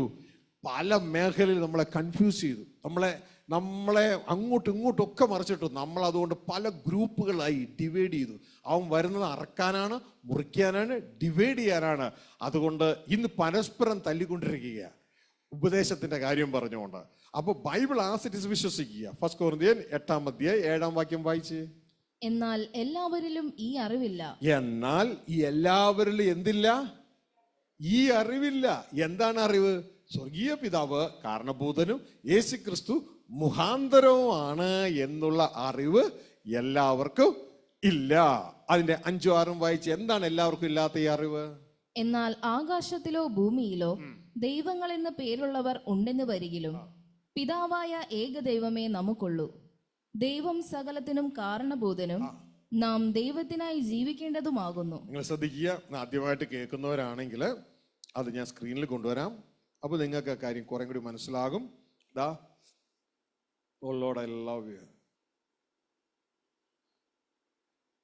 ഇവിടെ നിങ്ങൾ സ്ക്രീനിൽ നോക്കുമ്പോൾ ഇവിടെ നിങ്ങൾക്ക് കാണാം, എന്നാൽ എല്ലാവരിലും ഈ അറിവില്ല. 8-7 പറയാണ്. എന്താണ് ഇല്ലാത്ത അറിവെന്നാണ് ഇപ്പോൾ സഹോദരി വായിച്ചത്. എന്നാൽ ആകാശത്തിലോ ഭൂമിയിലോ ദേവന്മാർ എന്ന് പേരുള്ളവർ ഉണ്ടെന്ന് വരികയിലും. ട്രാൻസ്ലേഷൻ മിസ്റ്റേക്ക് ആട്ടോ, ശ്രദ്ധിക്കുക. ദേവന്മാർ എന്നല്ല, അത് ട്രാൻസ്ലേറ്റ് ചെയ്തോർ അങ്ങനെ ആക്കിയതാണ് ദൈവങ്ങൾ എന്നാണ്. ഇംഗ്ലീഷിൽ നിങ്ങൾക്ക് കാണാം. ഇവിടെ നമുക്ക് കാണാം, for though there be that are called gods, ദൈവങ്ങൾ. ഇതിന്റെ ഗ്രീക്ക് വേർഡ് തിയോസ് എന്നാണ്. ഇതിന്റെ ഹെബ്രായ വേർഡ് എലോഹിം എന്നാണ്. ഹല്ലേലൂയ. അല്ലാണ്ട് ഇത് നമുക്ക് പല പല ബൈബിളിലുണ്ട്. ബൈബിളിൽ 3 രീതിയിലാണ് ട്രാൻസ്ലേറ്റ് ചെയ്തിരിക്കുന്നത്. നിങ്ങൾ മനസ്സിലാക്കണം. ഒന്ന് word for word translation, word for word അതാണ് KJV, വേർഡ് ഫോർ വേർഡ്. അങ്ങോട്ടും ഇങ്ങോട്ടും മാറാതെ വേർഡായിട്ട് കൊടുക്കുക, കൂട്ടിച്ചേർക്കലൊന്നുമില്ല. മറ്റൊന്നാണ് തോട്ട് ഫോർ തോട്ട്. ഹല്ലേലൂയ. ഇത് വായിച്ചിട്ട് അത് എന്താണെന്ന് മനസ്സിലാക്കുന്നു, അതേ ചിന്ത കുറച്ചും കൂടി വിശദമായിട്ട് എഴുതി വയ്ക്കുന്നു. അങ്ങനെയാണ് NIV പോലെയുള്ള ബൈബിളുകൾ. അതൊക്കെയാണ് ഈ പാലും വെള്ളം എന്നൊക്കെ പറഞ്ഞില്ലേ, ഡൈല്യൂട്ട് ചെയ്ത് ഇടുന്നത്. പിന്നെ അടുത്തൊരു ബൈബിളാണ് പാരഫ്രൈസ് ട്രാൻസ്ലേഷൻ, അതായത് വിശദീകരിച്ച് പറയുക. അങ്ങനെയുള്ളതാണ് amplified Bible, new living translation. ഇങ്ങനെയുള്ളതൊക്കെ അങ്ങനെയുള്ള ഇനത്തിൽപ്പെട്ടതാണ്.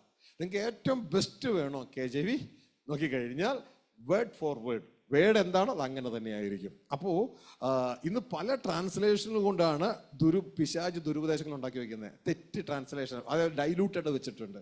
അപ്പോൾ നമുക്കിവിടെ നിശ്ചയിക്കാൻ പറ്റും. ഇതിപ്പോൾ KJV ആണ് നിങ്ങളോട് വായിച്ചത്. അതായത് ഇവിടെ പറയാണ് ദേവന്മാർ എന്നല്ല, ദൈവങ്ങൾ. എന്നാൽ ആകാശത്തിലോ ഭൂമിയിലോ ദൈവങ്ങൾ എന്ന് പേരുള്ളവർ ഉണ്ടെന്ന് വരികിലും പിതാവായ ഏക ദൈവമേ നമുക്കുള്ളൂ. ആ പിതാവ്, ശ്രദ്ധിച്ചു കേൾക്കുക, സകലത്തിനും കാരണഭൂതനാണ്. ഇതാണ് കാരണഭൂതൻ. ഹല്ലേലൂയ. അപ്പോ ഇനി താഴെ യേശു കർത്താവിനെ കുറിച്ച് പറയുമ്പോൾ കാരണഭൂതനല്ല, മുഖാന്തരമാണ്. ഹല്ലേലൂയ. താഴെ അവിടെ എഴുതിയിരിക്കുകയാണ്, യേശു ക്രിസ്തു എന്ന ഏക കർത്താവ് നമുക്കുണ്ട്, അവൻ മുഖാന്തരം സകലവും, അവൻ മുഖാന്തരം നാമുമാകുന്നു. കാരണഭൂതനല്ല, മുഖാന്തരമാണ്. അതുകൊണ്ടാണ് യേശു പറയുന്നത്, എനിക്ക് സ്വയമേ ഒന്നും ചെയ്യാൻ കഴിയത്തില്ല. കാരണഭൂതനാണ് എല്ലാം സ്വയമേ ചെയ്യുന്നത്. എല്ലാം ചെയ്യുന്നത് ആരിലൂടെയാ? എന്നിലൂടെയാണ് ചെയ്യുന്നത്, മുഖാന്തരമായ എന്നിലൂടെ. അതുകൊണ്ടാണ് സൃഷ്ടികർമ്മത്തിലല്ല, സ്വർഗസ്ഥ പിതാവ് വചനം മുഖാന്തരം. യേശുവിന്റെ പേരാണ് വചനം, യേശുക്രിസ്തുവിന്റെ പേരാണ് വചനം. ഇത് ആളുകൾക്ക് പലർക്കും അറിഞ്ഞുകൂടാ. വെളിപ്പാട് 19:13 പറയുന്നു, അവന്റെ പേർ ദൈവവചനം. ആദിയിൽ വചനം ഉണ്ടായിരുന്നു, ക്രിസ്തു ഉണ്ടായിരുന്നു, ക്രിസ്തു പിതാവായ ദൈവത്തോടു കൂടെയായിരുന്നു, ക്രിസ്തു വചനം ദൈവമായിരുന്നു. ഇതാ സകലതും സ്വർഗസ്ഥ പിതാവ് ക്രിസ്തുവിലൂടെ ക്രിസ്തു മുഖാന്തരം ഉളവാക്കി. അപ്പൊ നമുക്ക് മനസ്സിലാകും, ക്രിസ്തു മുഖാന്തരമാണ് സകലതും ഉളവാക്കിയത്. വായിച്ച 19 വെളിപ്പാട് 19:13. അവൻ രക്തം തളിച്ച ഉടുപ്പ് ധരിച്ചിരിക്കുന്നു, അവന് ദൈവവചനം എന്ന് പേർ പറയുന്നു. അപ്പൊ യേശുക്രിസ്തുവിന്റെ പേരാണ് ദൈവവചനം. ഇത് വ്യക്തതയോടെ തിരിച്ചറിയുക. ഇത് മനസ്സിലാക്കിയിട്ട് യോഹന്നാൻ 1-2-3 വായിച്ചാൽ നമുക്ക് എളുപ്പമായി. യേശുവിന്റെ പേരാണ് വചനം. ആദിയിൽ എന്തുണ്ടായിരുന്നു? വചനം, ക്രിസ്തു ഉണ്ടായിരുന്നു. ക്രിസ്തു ആരോട് കൂടെയായിരുന്നു?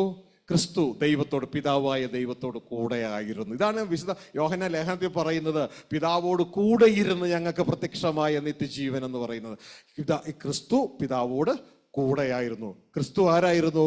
ദൈവമായിരുന്നു. ഇവിടെ നിങ്ങളൊരു കാര്യം മനസ്സിലാക്കണം. ഇതാ, മനുഷ്യ കുടുംബത്തിലെ എല്ലാവരും ആരാ? മനുഷ്യരാ. ദൈവ കുടുംബത്തിലെ എല്ലാവരും ദൈവങ്ങളാ. ഈ ഒരു തിരിച്ചറിവ് ഉണ്ടാകണം. ഒരു പൂച്ച കുടുംബത്തിലെ എല്ലാവരും പൂച്ചകളാ, കുതിര കുടുംബത്തിലെ എല്ലാവരും കുതിരകളാ. ഇതുകൊണ്ടാ ദൈവത്തിന്റെ വചനത്തിൽ നമുക്ക് രണ്ട് അസ്തിത്വമാണുള്ളത്. നമ്മൾ ആരും സ്വർഗസ്ഥ പിതാവ് ആകുന്നില്ല, പകരം സ്വർഗസ്ഥ പിതാവ് ഒരേ ഒരാളെ ഉള്ളൂ.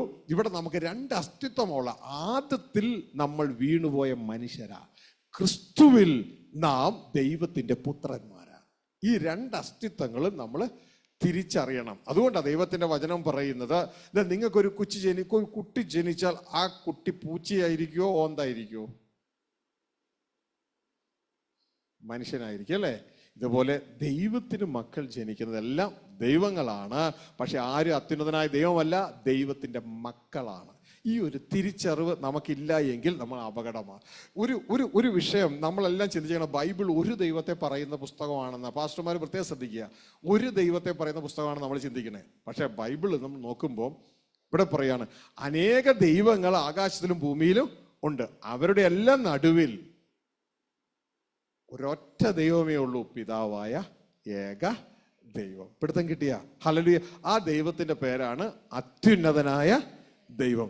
ഈ അത്യുന്നതന്റെ മകനാണ് ക്രിസ്തു. ഇതാണ് ദൂതൻ വന്ന് ഇതാ മറിയോട് പറയുന്നത്, അവൻ അത്യുന്നതന്റെ പുത്രൻ എന്ന് വിളിക്കപ്പെടും. മനസ്സിലായോ? അത്യുന്നതന്റെ മകനാണ് ക്രിസ്തു.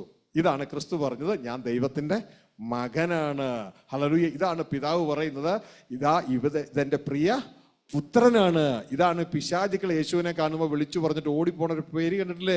മഹാ ഉന്നതനായ ദൈവത്തിന്റെ പുത്ര.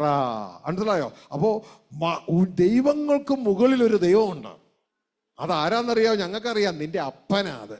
മഹാ ഉന്നതനായ ദൈവത്തിന്റെ പുത്രം. അപ്പൊ ഈ ഒരു അറിവ് നമ്മുടെ ജീവിതത്തിൽ വേണം. ഇനി സുവിശേഷത്തിന്റെ ബ്യൂട്ടി എന്നാന്നറിയാമോ? യേശുവിലൂടെ നമ്മളെ വിളിക്കുമ്പോ ഇവിടെ യേശുവിലൂടെ നമ്മളെ ജനിപ്പിക്കുക, യേശുവിലൂടെ നമ്മൾ കാൽവരി ക്രൂസിലെ യാഗത്തിലൂടെ പുതിയതായി സൃഷ്ടിക്കുകയും യേശുക്രിസ്തുവിലൂടെ നമ്മളെ ജനിപ്പിക്കുക. പിതാവായ ദൈവം തൻ്റെ പുത്രനായ ക്രിസ്തു മുഖാന്തരം നമ്മളെ ജനിപ്പിക്കുന്നു. ഇതാണ് ക്രിസ്തു പറയുന്നത് എബ്രായർ 2:13, ഇതാ ഞാനും ദൈവം എനിക്ക് തന്ന മക്കളും. വായിച്ച 2:13. ഞാൻ അവനിൽ ആശ്രയിക്കും എന്നും ഇതാ ഞാനും ദൈവം എനിക്ക് തന്ന മക്കളും എന്ന് പറയുന്നു. യേശുക്രിസ്തുവിനെ കുറിച്ച് പറയുകയാണ്. ഒരു നല്ല അമ്മ എവിടെയെങ്കിലും ചെന്നാൽ പിള്ളേരെ കുറിച്ച് പറയും, ഇതാ ദൈവം എനിക്ക് തന്ന മക്കളാ, ജഡത്തിലുള്ള മക്കളാണ്.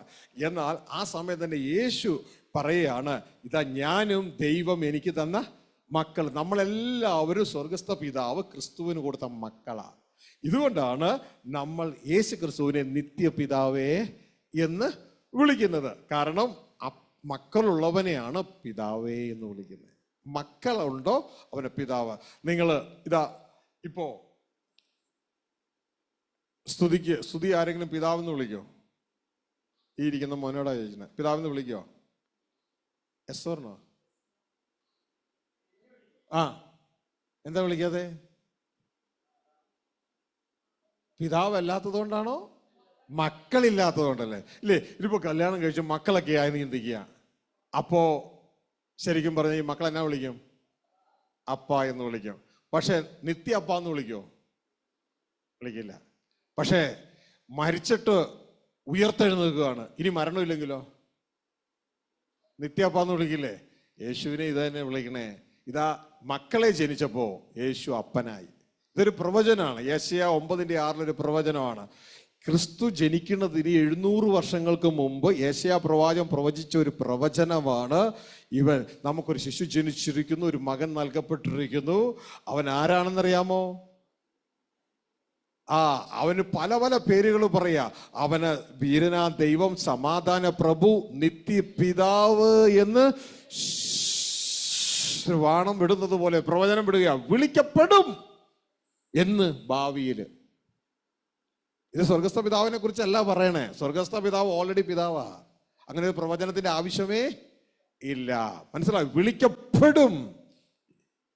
യേശു ഭൂമിയിൽ ജനിച്ചപ്പോ അതില് പല പ്രവചനം നിറവേറി. എല്ലാം നിറവേറിയില്ല, ഇന്നും എല്ലാം നിറവേറിയിട്ടില്ല. യേശു ഭൂമിയിൽ ജനിച്ചപ്പോ നമുക്കൊരു ശിശു നൽകപ്പെട്ടിരിക്കുന്നു. മറിയുടെ വയറ്റിൽ നിന്ന് യേശു എന്ന പേരിൽ ജനിച്ചു. ഒരു മകൻ നൽകപ്പെട്ടിരിക്കുന്നു. മകൻ ജനിച്ചതല്ല, മകനെ നൽകിയതാണ്. മകൻ എപ്പോഴേ ഉണ്ട്, നേരത്തെ ഉണ്ട്. അതാണ് യേശു പറയുന്നത്, എബ്രഹാം ഉണ്ടാകുന്നതിന് മുമ്പേ ഞാനുണ്ട്. മനസ്സിലായോ? ആ മകനെ നൽകിയതാണ് നമുക്ക്. ഇതാ ദൈവത്തിന്റെ വചനം പറയുന്നത്, തൻ്റെ ഏകജാതനായ പുത്രനിൽ വിശ്വസിക്കുന്ന ഏവനും നശിച്ചു പോകാതെ അവനെ നൽകുവാൻ തക്കവണ്ണം മകനെ നൽകിയതാ. ശിശു ജനിച്ചതാണ്, യേശു ജനിച്ചതാണ്, ക്രിസ്തുവിനെ നമുക്ക് നൽകിയതാണ്. മനസ്സിലായോ? അപ്പോൾ ആ ജനിച്ചപ്പോൾ ആ പ്രവചനം നിറവേറി. ഇനി മരിച്ചപ്പോൾ, മരിച്ചുയർത്തെഴുന്നേറ്റപ്പോൾ നിറവേറിയ പ്രവചനമാണ് അവൻ വീരനാം ദൈവം. ഓൾറെഡി ദൈവ കുടുംബത്തിലെ ദൈവം തന്നെയാണ്. ആ ദൈവം എന്നുള്ളതിന്റെ പുറകിൽ എന്തുകൂടി കയറി? വീരൻ കയറി. യുദ്ധം ജയിച്ചു വരുന്നവരെ നമ്മൾ എന്നാ വിളിക്കും? വീരൻ. ദാവീദ് ശൗൽ 1000 കൊന്നു, ദാവീദ് 10,000 കൊന്നു. സ്ത്രീകളൊക്കെ പാടിയല്ലേ ദാ വീരനാ ദാവീദ് വരുന്നു അല്ലേ? ഇതാ യേശു ക്രിസ്തു കാൽവരി ക്രൂശിലെ യാഗം കഴിഞ്ഞപ്പോ അവിടെ എന്താ സംഭവിച്ചേ? ശത്രുക്കളെ, വാഴ്ചകളെ, അധികാരങ്ങളെ, ആയുധവർഗം വെപ്പിച്ച് അവരെ പരസ്യമായി കാഴ്ചയാക്കി അവരുടെ മേൽ ജയ ഉത്സവം കൊണ്ടാടി. മനസ്സിലാകുന്നുണ്ടോ? മരണത്തിന്റെ അധികാരിയായ പിശാചിനെ തന്റെ മരണത്താൽ നീക്കി നമ്മളെല്ലാം സ്വതന്ത്രമാക്കി. ദൈവം എന്നുള്ളതിൽ വീരനാം ദൈവമായി പുറത്തിറങ്ങി. പിടുത്തം കിട്ടിയ അടുത്ത പ്രവചനം നിറവേറി. ഇനി മരിച്ചുയർത്തെഴുന്നേറ്റപ്പോ വീണ്ടും അടുത്ത പ്രവചനം നിറവേറി. അവൻ നിത്യപിതാവേ എന്ന് വിളിക്കപ്പെടും. ഹല്ലേലൂയ. കാൽവരി ക്രൂശിൽ യെശയ്യാ 53:10 പറയാണ്, അവനെ തകർത്ത് കളവാൻ പിതാവിന് ഇഷ്ടം തോന്നി, യഹോവയ്ക്ക് ഇഷ്ടം തോന്നി, യഹോവന് കഷ്ടം വരുത്തി, അവന്റെ പ്രാണന്റെ അകൃത്യാഗമായി തീർന്നിട്ട് അവൻ സന്തതിയെ കാണണം. ഹല്ലേലൂയ. യേശുവിന് കൊടുത്ത സന്തതിയെ കാൽവരി ക്രൂശിലൂടെ കാണുകയാ. ഉയർത്തെഴുന്നേറ്റതിലൂടെ യേശു ഇങ്ങനെ പറഞ്ഞു, ഞാൻ മരിച്ചവനായിരുന്നു എന്നാൽ എന്നേക്കും ജീവിക്കുന്നു, നിത്യപിതാവ് എന്നുള്ള പ്രവചനം അവിടെ വെച്ച് നിറവേറി. പിടുത്തം കിട്ടിയ? ഹല്ലേലൂയ. ഇനി നിറവേറാനുള്ള പ്രവചനമാണ് ആധിപത്യം അവന്റെ തോളിലിരിക്കും. Government shall be upon his shoulder. അത് 1000 വർഷം യേശുക്രിസ്തു വാഴുമ്പോ ഇതാ ആ പ്രവചനവും നിറവേറും. ഗവൺമെന്റ് യേശുവിന്റെ തോളിലായിരിക്കും. യെരൂശലേം തലസ്ഥാനമാക്കിയായിരിക്കും വാഴുന്നത്. അന്ന് ഇസ്രായേൽ മക്കൾ കാത്തിരുന്ന അവരുടെ രാജാവിനെയും അവരുടെ രാജ്യത്തെയും അന്ന് യഥാസ്ഥാനമാക്കി അവരുടെ കൈ കിട്ടും. മനസ്സിലാവുന്നുണ്ടോ? ഹല്ലേലൂയ. അവർ കാത്തിരിക്കുക രാജാവിന്. അന്ന് അതും ആ പ്രവചനവും സാഫല്യമാകും. അപ്പൊ ഇതത്രയും പറഞ്ഞതിന്റെ കാരണം, എൻ്റെ പ്രിയ കുഞ്ഞുങ്ങളെ, ഈ സത്യം നിങ്ങൾ അകത്ത് ഉണ്ടാകണം. എങ്കിൽ മാത്രമേ നമ്മൾ അതിലേക്ക് പോകൂ. ഇനി യേശുക്രിസ്തു നമ്മുടെ നിത്യപിതാവ് മാത്രമല്ല, സ്വർഗീയ പിതാവ് വച്ചിരിക്കുന്ന സ്ഥാനം എന്ന് പറയുന്നത്, സ്വർഗരാജ്യത്തിൽ സഹോദരിമാരില്ല, അമ്മമാരില്ല, എല്ലാവരും ഇവിടെയാണ്. ഭൂമിയിലെ ഈ പീരീഡിലാണ് ദൈവത്തിന് പെൺമക്കളും ആൺമക്കളും ഉള്ളത്. എന്നാൽ ഇത് കഴിഞ്ഞാൽ പിന്നെ പെണ്ണ് ആണെന്നുള്ളതല്ല, ജയിക്കുന്നവൻ ദൈവത്തിന്റെ മകൻ. ഹല്ലേലൂയ. ആ ദൈവസന്നിധി ചെല്ലുമ്പോൾ അവിടെ അപ്പന്മാരും പുത്രന്മാരുമേ ഉള്ളൂ. അപ്പന്മാരും പുത്രന്മാരുമേ അവിടെയുള്ളൂ.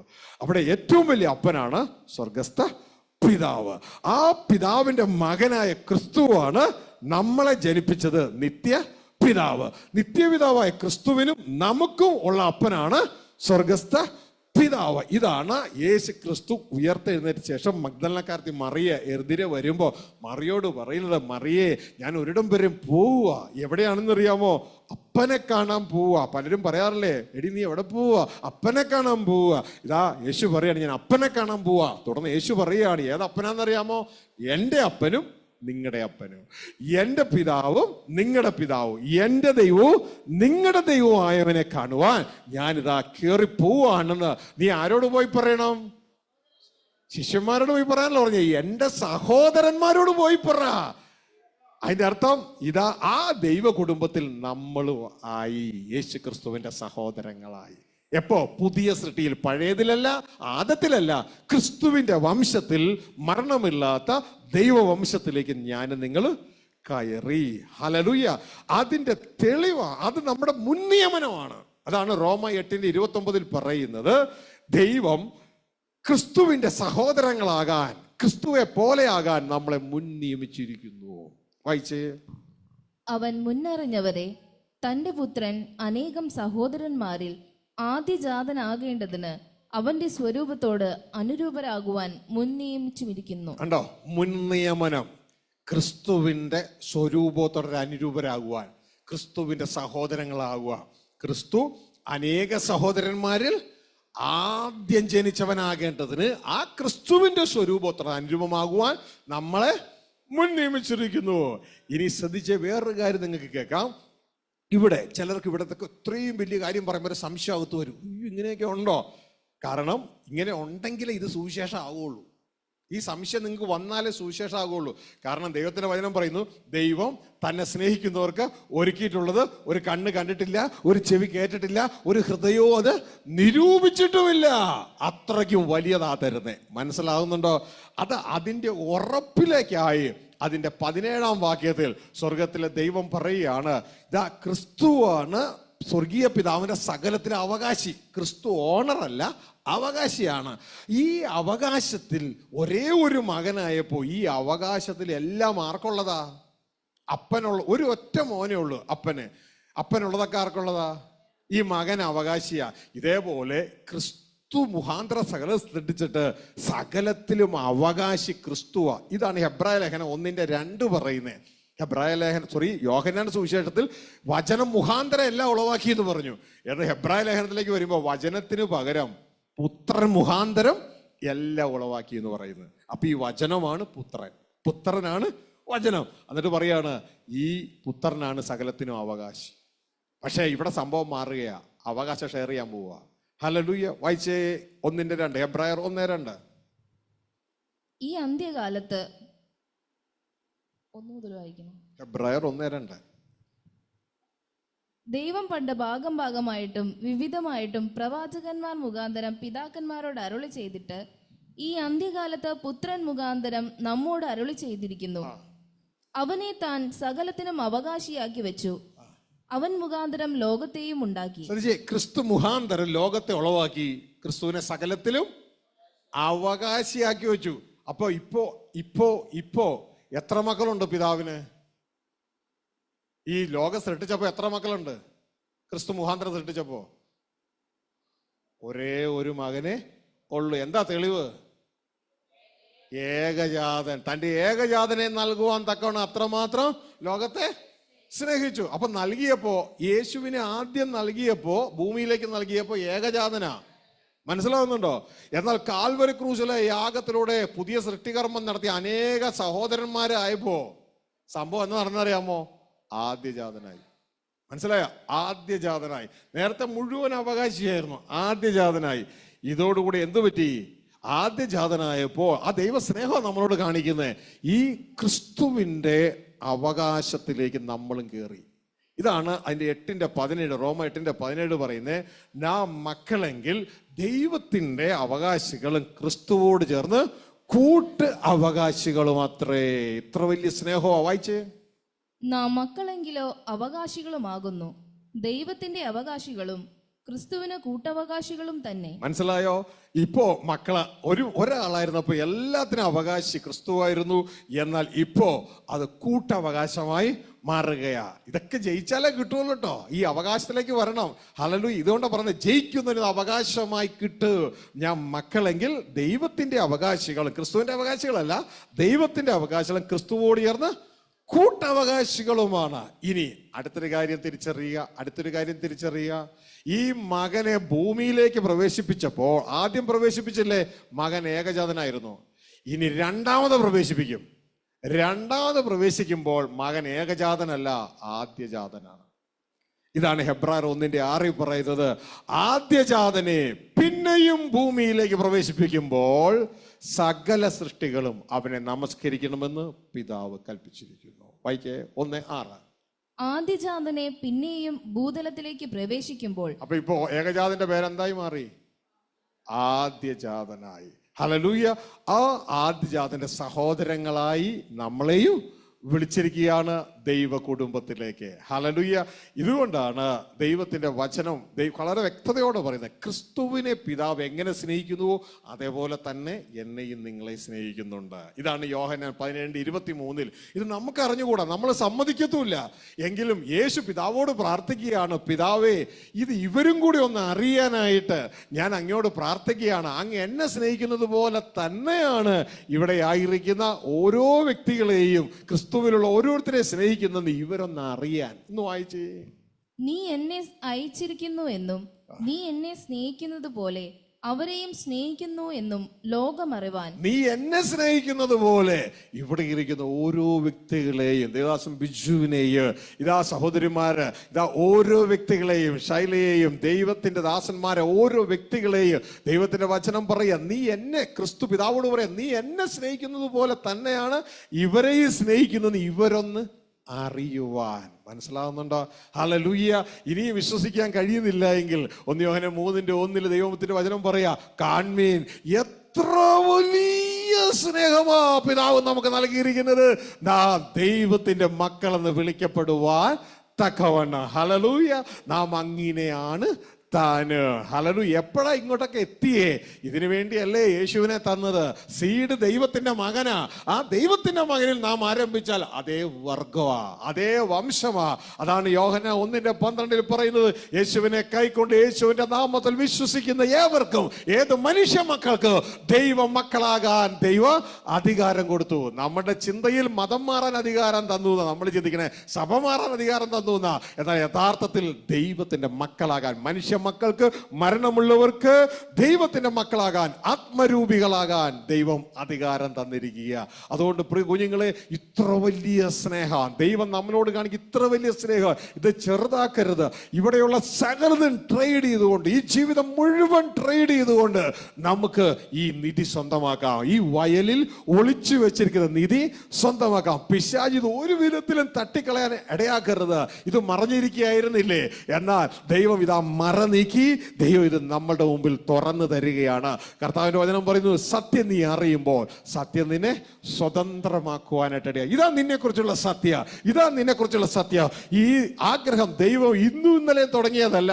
ദൈവത്തിന്റെ വചനം പറയുന്നു, പ്രപഞ്ചമുണ്ടാകുന്നതിന് മുമ്പ് ക്രിസ്തു യേശുവിൽ എന്നെയും നിങ്ങളെയും ദൈവത്തിന്റെ മക്കളായി സ്വർഗത്തിലെ ദൈവം തെരഞ്ഞെടുത്തു, മുൻനിയമിച്ചു, നമ്മളെ ക്രിസ്തുവിന് കൊടുത്തു. ഇതാ ക്രിസ്തു പറയുന്നേ, ഞാന് ദൈവം എനിക്ക് തന്ന മക്കളുമാണ് നിങ്ങൾ.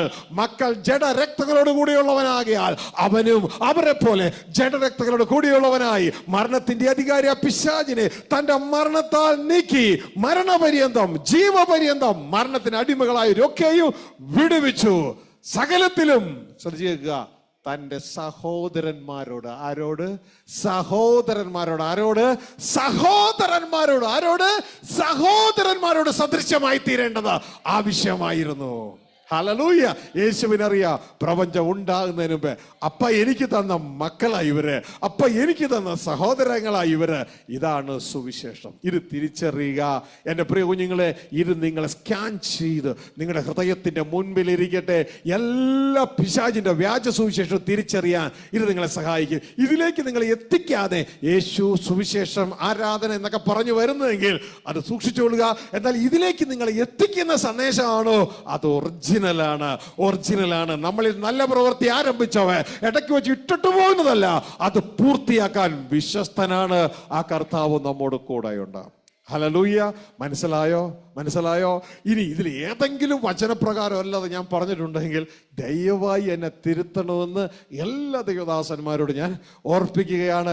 കാരണം ഞാനും ഒരു സാധാ മനുഷ്യനാണ്. എന്നാൽ പലപ്പോഴും തെറ്റുകളിൽ ഞാൻ തെറ്റ് വീണിട്ടുണ്ടെങ്കിൽ തിരുത്തേണ്ടത് ആരാ? നിങ്ങളാണ്. എങ്ങനെ തിരുത്തണോ? ഞങ്ങളുടെ സഭ അങ്ങനെയല്ലല്ലോ പറയുന്നേ, ഞങ്ങളുടെ കൂട്ടായ്മ ഇങ്ങനെയല്ലല്ലോ പറയുന്നേ. ദയവായി വരരുത്. പകരം വിശുദ്ധ ബൈബിളിലെ വചനം കൊണ്ടുവരണം. ബ്രദറെ, ബൈബിളിലെ വചനം ഇങ്ങനെയല്ലയോ പറയുന്നത്, നിങ്ങൾ പറഞ്ഞത് അങ്ങനെയല്ലല്ലോ. അപ്പൊ ഞാൻ വായിച്ചു നോക്കിയിട്ടത് അങ്ങനെയാണെങ്കിൽ ഉടനെ ഞാൻ മനസ്സ് പുതുക്കി രൂപാന്തരപ്പെടും. ഞാൻ അങ്ങനെ പറഞ്ഞു പോയത് കൊണ്ട് ഞാൻ മാറ്റില്ല എന്നല്ല, ഞാൻ രൂപാന്തരപ്പെടുവാനിടയാകും. അതുകൊണ്ട് എൻ്റെ പ്രിയ കുഞ്ഞുങ്ങളെ, ഇതാ ഈ വചനം, ദൈവ ഇഷ്ടം എന്തെന്നുള്ളത് നമ്മളുടെ സ്കാനറിലിരിക്കട്ടെ, ഹൃദയത്തിലിരിക്കട്ടെ. ബാക്കിയുള്ളതെല്ലാം, എല്ലാ പിശാചിന്റെ വ്യാജ സുവിശേഷങ്ങൾ നമുക്ക് ഇതിലൂടെ തിരിച്ചറിയുവാനായിട്ട് ഇടയാകും. പലതിലും മനസ്സ് പുതുക്കാൻ ദൈവം നിങ്ങളുടെ ഹൃദയത്തിൽ പ്രേരിപ്പിച്ചിട്ടുണ്ടാകാം. ദൈവസന്നിധിയിൽ എഴുന്നേക്കാം. പലതിലും മനസ്സ് പുതുക്കുവാൻ. ഹോളിൽ മാത്രമല്ല, ശബ്ദ കാഴ്ച വെറുതെ ഇപ്പോഴും തുടർന്നു എന്നെ കേൾക്കുന്ന ഞാൻ സ്നേഹിക്കുന്ന ദൈവത്തിന്റെ ദാസന്മാരെ, ദൈവത്തിന്റെ മക്കളെ, ശ്രദ്ധയോടെ നമുക്ക് കൊണ്ടു നടക്കുവാൻ, നമുക്ക് ദീപമായി ഈ ഒരേ ഒരു പുസ്തകമേ നമ്മുടെ കയ്യിലുള്ളൂ, ദൈവത്തിന്റെ വചനം. ആ വചനം വിട്ട് ഇടത്തോട്ടോ വലത്തോട്ടോ മാറരുത്. ഹല്ലേലൂയ.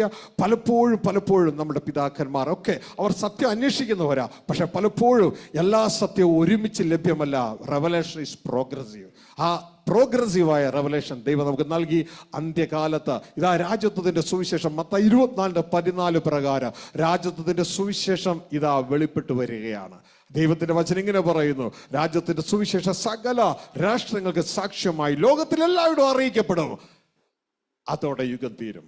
ഇതാ യുഗം തീരാൻ പോകുന്നു. യേശു ക്രിസ്തു ജെറുസലേം തലസ്ഥാനമാക്കി ഇതാ യേശു 9:6 ഗവൺമെന്റ് അവന്റെ തോളിൽ ഇരിക്കുമെന്നുള്ള പ്രവചനം നിറവേറാൻ പോകുന്നു. ആ ഗവൺമെന്റിൽ ദൈവത്തിന്റെ മക്കളായി ഈ ഭൂമിയുടെ രാജാക്കന്മാരെ യേശുവിനോടുകൂടെ വാഴുവാൻ സ്വർഗത്തിലെ ദൈവം നമ്മളെ ക്ഷണിക്കുകയാണ്. അന്ധകാരത്തിന്റെ അധിപതിയായ പിശാച് വ്യാജ സുവിശേഷത്തിലൂടെ ലോകം വിട്ട് നമ്മളെ കുരുടാക്കി. മത്തായി 7:21, 22, 23 പറയുന്ന ആ ദുർവിധിയിൽ നാം വീഴാതിരിപ്പാൻ നമ്മളെ സ്നേഹിച്ച സ്വർഗത്തിൽ ദൈവം വെളിപ്പെടുത്തിയ ഈ വചനങ്ങൾ അതങ്ങനെ തന്നെയോ എന്ന് വിശുദ്ധ ബൈബിൾ നോക്കി ഉറപ്പിച്ചുകൊണ്ട് ബെരോവയിലുള്ളവരെ പോലെ ഉത്തമന്മാരായി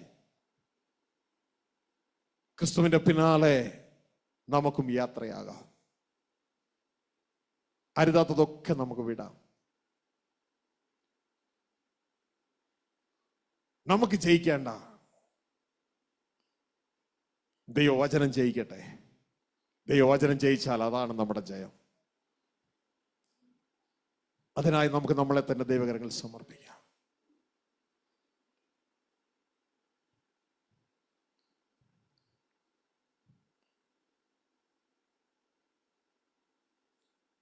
ഓരോ വ്യക്തികളും തങ്ങളെ തന്നെ ദൈവകരങ്ങളിലേക്ക് ഏൽപ്പിച്ചാട്ടെ. എവിടെയെങ്കിലും ജീവിതത്തിൽ മാറ്റത്തിന്റെ തലം കർത്താവ് ഓർപ്പിക്കുന്നുവെങ്കിൽ അവിടെയെല്ലാം ദൈവസന്നിധിയിൽ തന്നെ തന്നെ ഒന്ന് പരിശോധിപ്പാൻ, ഇത് നാം കേട്ട ദൈവ ഇഷ്ടം എന്ന ആ സ്കാനർ നമ്മുടെ ഉള്ളിൽ, നമ്മുടെ ഹൃദയത്തിൽ വെച്ചുകൊണ്ട് നമ്മുടെ ചുറ്റുമുള്ളതെല്ലാം ഒന്ന് പരിശോധിപ്പാൻ, എവിടെയൊക്കെ മനസ്സുബുദ്ധിക്ക് രൂപാന്തരപ്പെടുവാൻ ദൈവത്തിന്റെ ആത്മാവ് വ്യക്തിത്വങ്ങളെ ഓർപ്പിക്കുന്നുവോ അവിടെയെല്ലാം മനസ്സുബുദ്ധിക്ക് രൂപാന്തരപ്പെടുവാൻ ദൈവം നിങ്ങളെ ഓരോരുത്തരെ സഹായിക്കട്ടെ.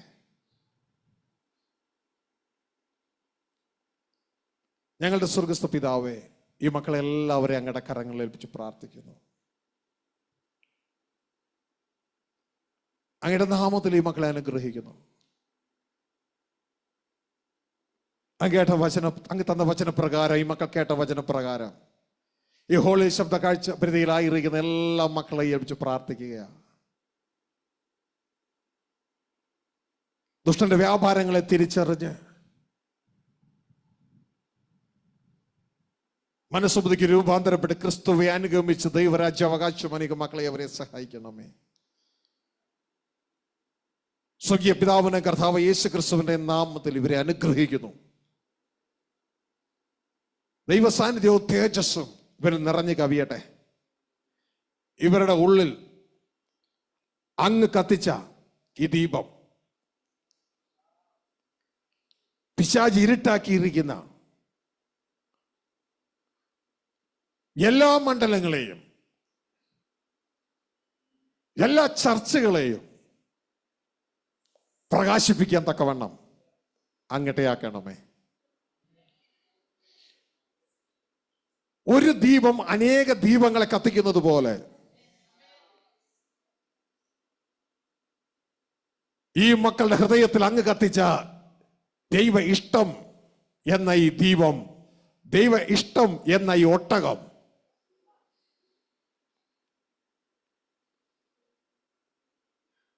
ഇവരിവിടെ നിന്ന് കൊണ്ടുപോകട്ടെ. Oh Jesus. ദൈവത്തിന്റെ ആത്മാവ് വ്യാപരിക്കുക. ദൈവത്തിന്റെ തേജസ് നിങ്ങളുടെ മേൽ വ്യാപരിക്കുക. ഓ ലോർഡ്, ഐ ലവ് യു. ഈ ഹോളിൽ മാത്രമല്ല, ഓൺലൈനിൽ ശബ്ദ കാഴ്ചവൃതിയിലായിരിക്കുന്ന നിങ്ങളുടെ മേൽ ഈ ദീപം റബക്കാല പാപാലപത്ത പാപക്കാല പലാരകുത്തൂറ പലകദിനീ മമങ്കൂരകത്തനെ, ഈ ദീപം, യെസ്, ഇപ്പോൾ മാത്രമല്ല തുടർന്ന് ഈ ശുശ്രൂഷ അനുഭവിക്കുന്ന നിങ്ങളുടെ മേൽ ഇതേ ദീപം, ഇതേ ശക്തി പലരുടെ അടുക്കൽ എത്തിപ്പാൻ, പല ചർച്ചകളെയും പ്രകാശിപ്പിപ്പാൻ, ദൈവ ഇഷ്ടം എന്ന് പറയുന്ന സ്വർഗരാജ്യ പ്രവേശത്തിന് യോഗ്യമായ ആ ഒട്ടകത്തെ യേശു തന്റെ ജീവിതത്തിലൂടെ ചെയ്ത് ജയിച്ച ആ ദൈവ ഇഷ്ടത്തെ, ആ ഒട്ടകത്തെ ഇനിയും പിശാച് വിഴുങ്ങുവാൻ അനുവദിക്കാതെ ജനത്തെ പ്രകാശിപ്പിപ്പാൻ, സഭകളെ പ്രകാശിപ്പിക്കാനുള്ള എല്ലാ ദൈവത്തിന്റെ ആത്മാവിന്റെ ശക്തിയാല് നിങ്ങൾ ഇപ്പോൾ ശക്തി പ്രാപിക്കട്ടെ, ദൈവത്തിന്റെ തേജസ് പ്രാപിക്കട്ടെ, ദൈവത്തിന്റെ ശക്തി പ്രാപിക്കട്ടെ. നിങ്ങൾ ശക്തി ലഭിച്ചുകൊണ്ട് യെരൂശലേമില്, യഹൂദിയയില്, ശമരിയയില്, ലോകത്തിന്റെ അതിർത്തികൾ വരെ എന്റെ സാക്ഷികളായി തീരുമെന്നുള്ള ആ യേശുക്രിസ്തുവിന്റെ അനുഗ്രഹം ഈ മക്കളുടെ മേൽ കൽപ്പിക്കുകയാ. ദൈവ സാന്നിധ്യവും ദൈവ തേജസ്, ദൈവശക്തിയെ നിങ്ങളിൽ നിറഞ്ഞു കവിയുമാറാകട്ടെ. അതിനായി ദൈവം നിങ്ങളെ അനുഗ്രഹിച്ചിരിക്കുന്നു. ദൈവ സാന്നിധ്യത്തിന്റെ തേജസ്സിനാൽ നിങ്ങൾ മൂടപ്പെടട്ടെ. Thank you Father, thank you, thank you Lord, thank you, thank you, thank you. ഈ ഒരു ദീപവുമായി കടന്നു പോകുവാൻ എന്നെ അനുഗ്രഹിക്കണം, എനിക്ക് വേണ്ടി പ്രാർത്ഥിക്കണം എന്നുള്ളവര് മുൻപിലേക്ക് കടന്നു. ഇവിടെ ഇവിടെ ഇവിടെ ഇവിടെ ഇവിടെ നിന്നാട്ടെ. മുട്ടുമടക്കാൻ പ്രാപ്തിയുള്ളവർ മുട്ടുമടക്കുക, മുട്ടുമടക്കാൻ പ്രാപ്തി ഇല്ലാത്തവർ. ഉദ്ദേശം വേറൊന്നുമല്ല, ഈ ഒരു ദീപവുമായി, ഈ ഒരു ഒട്ടകവുമായി എനിക്ക് പോകണം. കൃപക്കാല പാപാലകം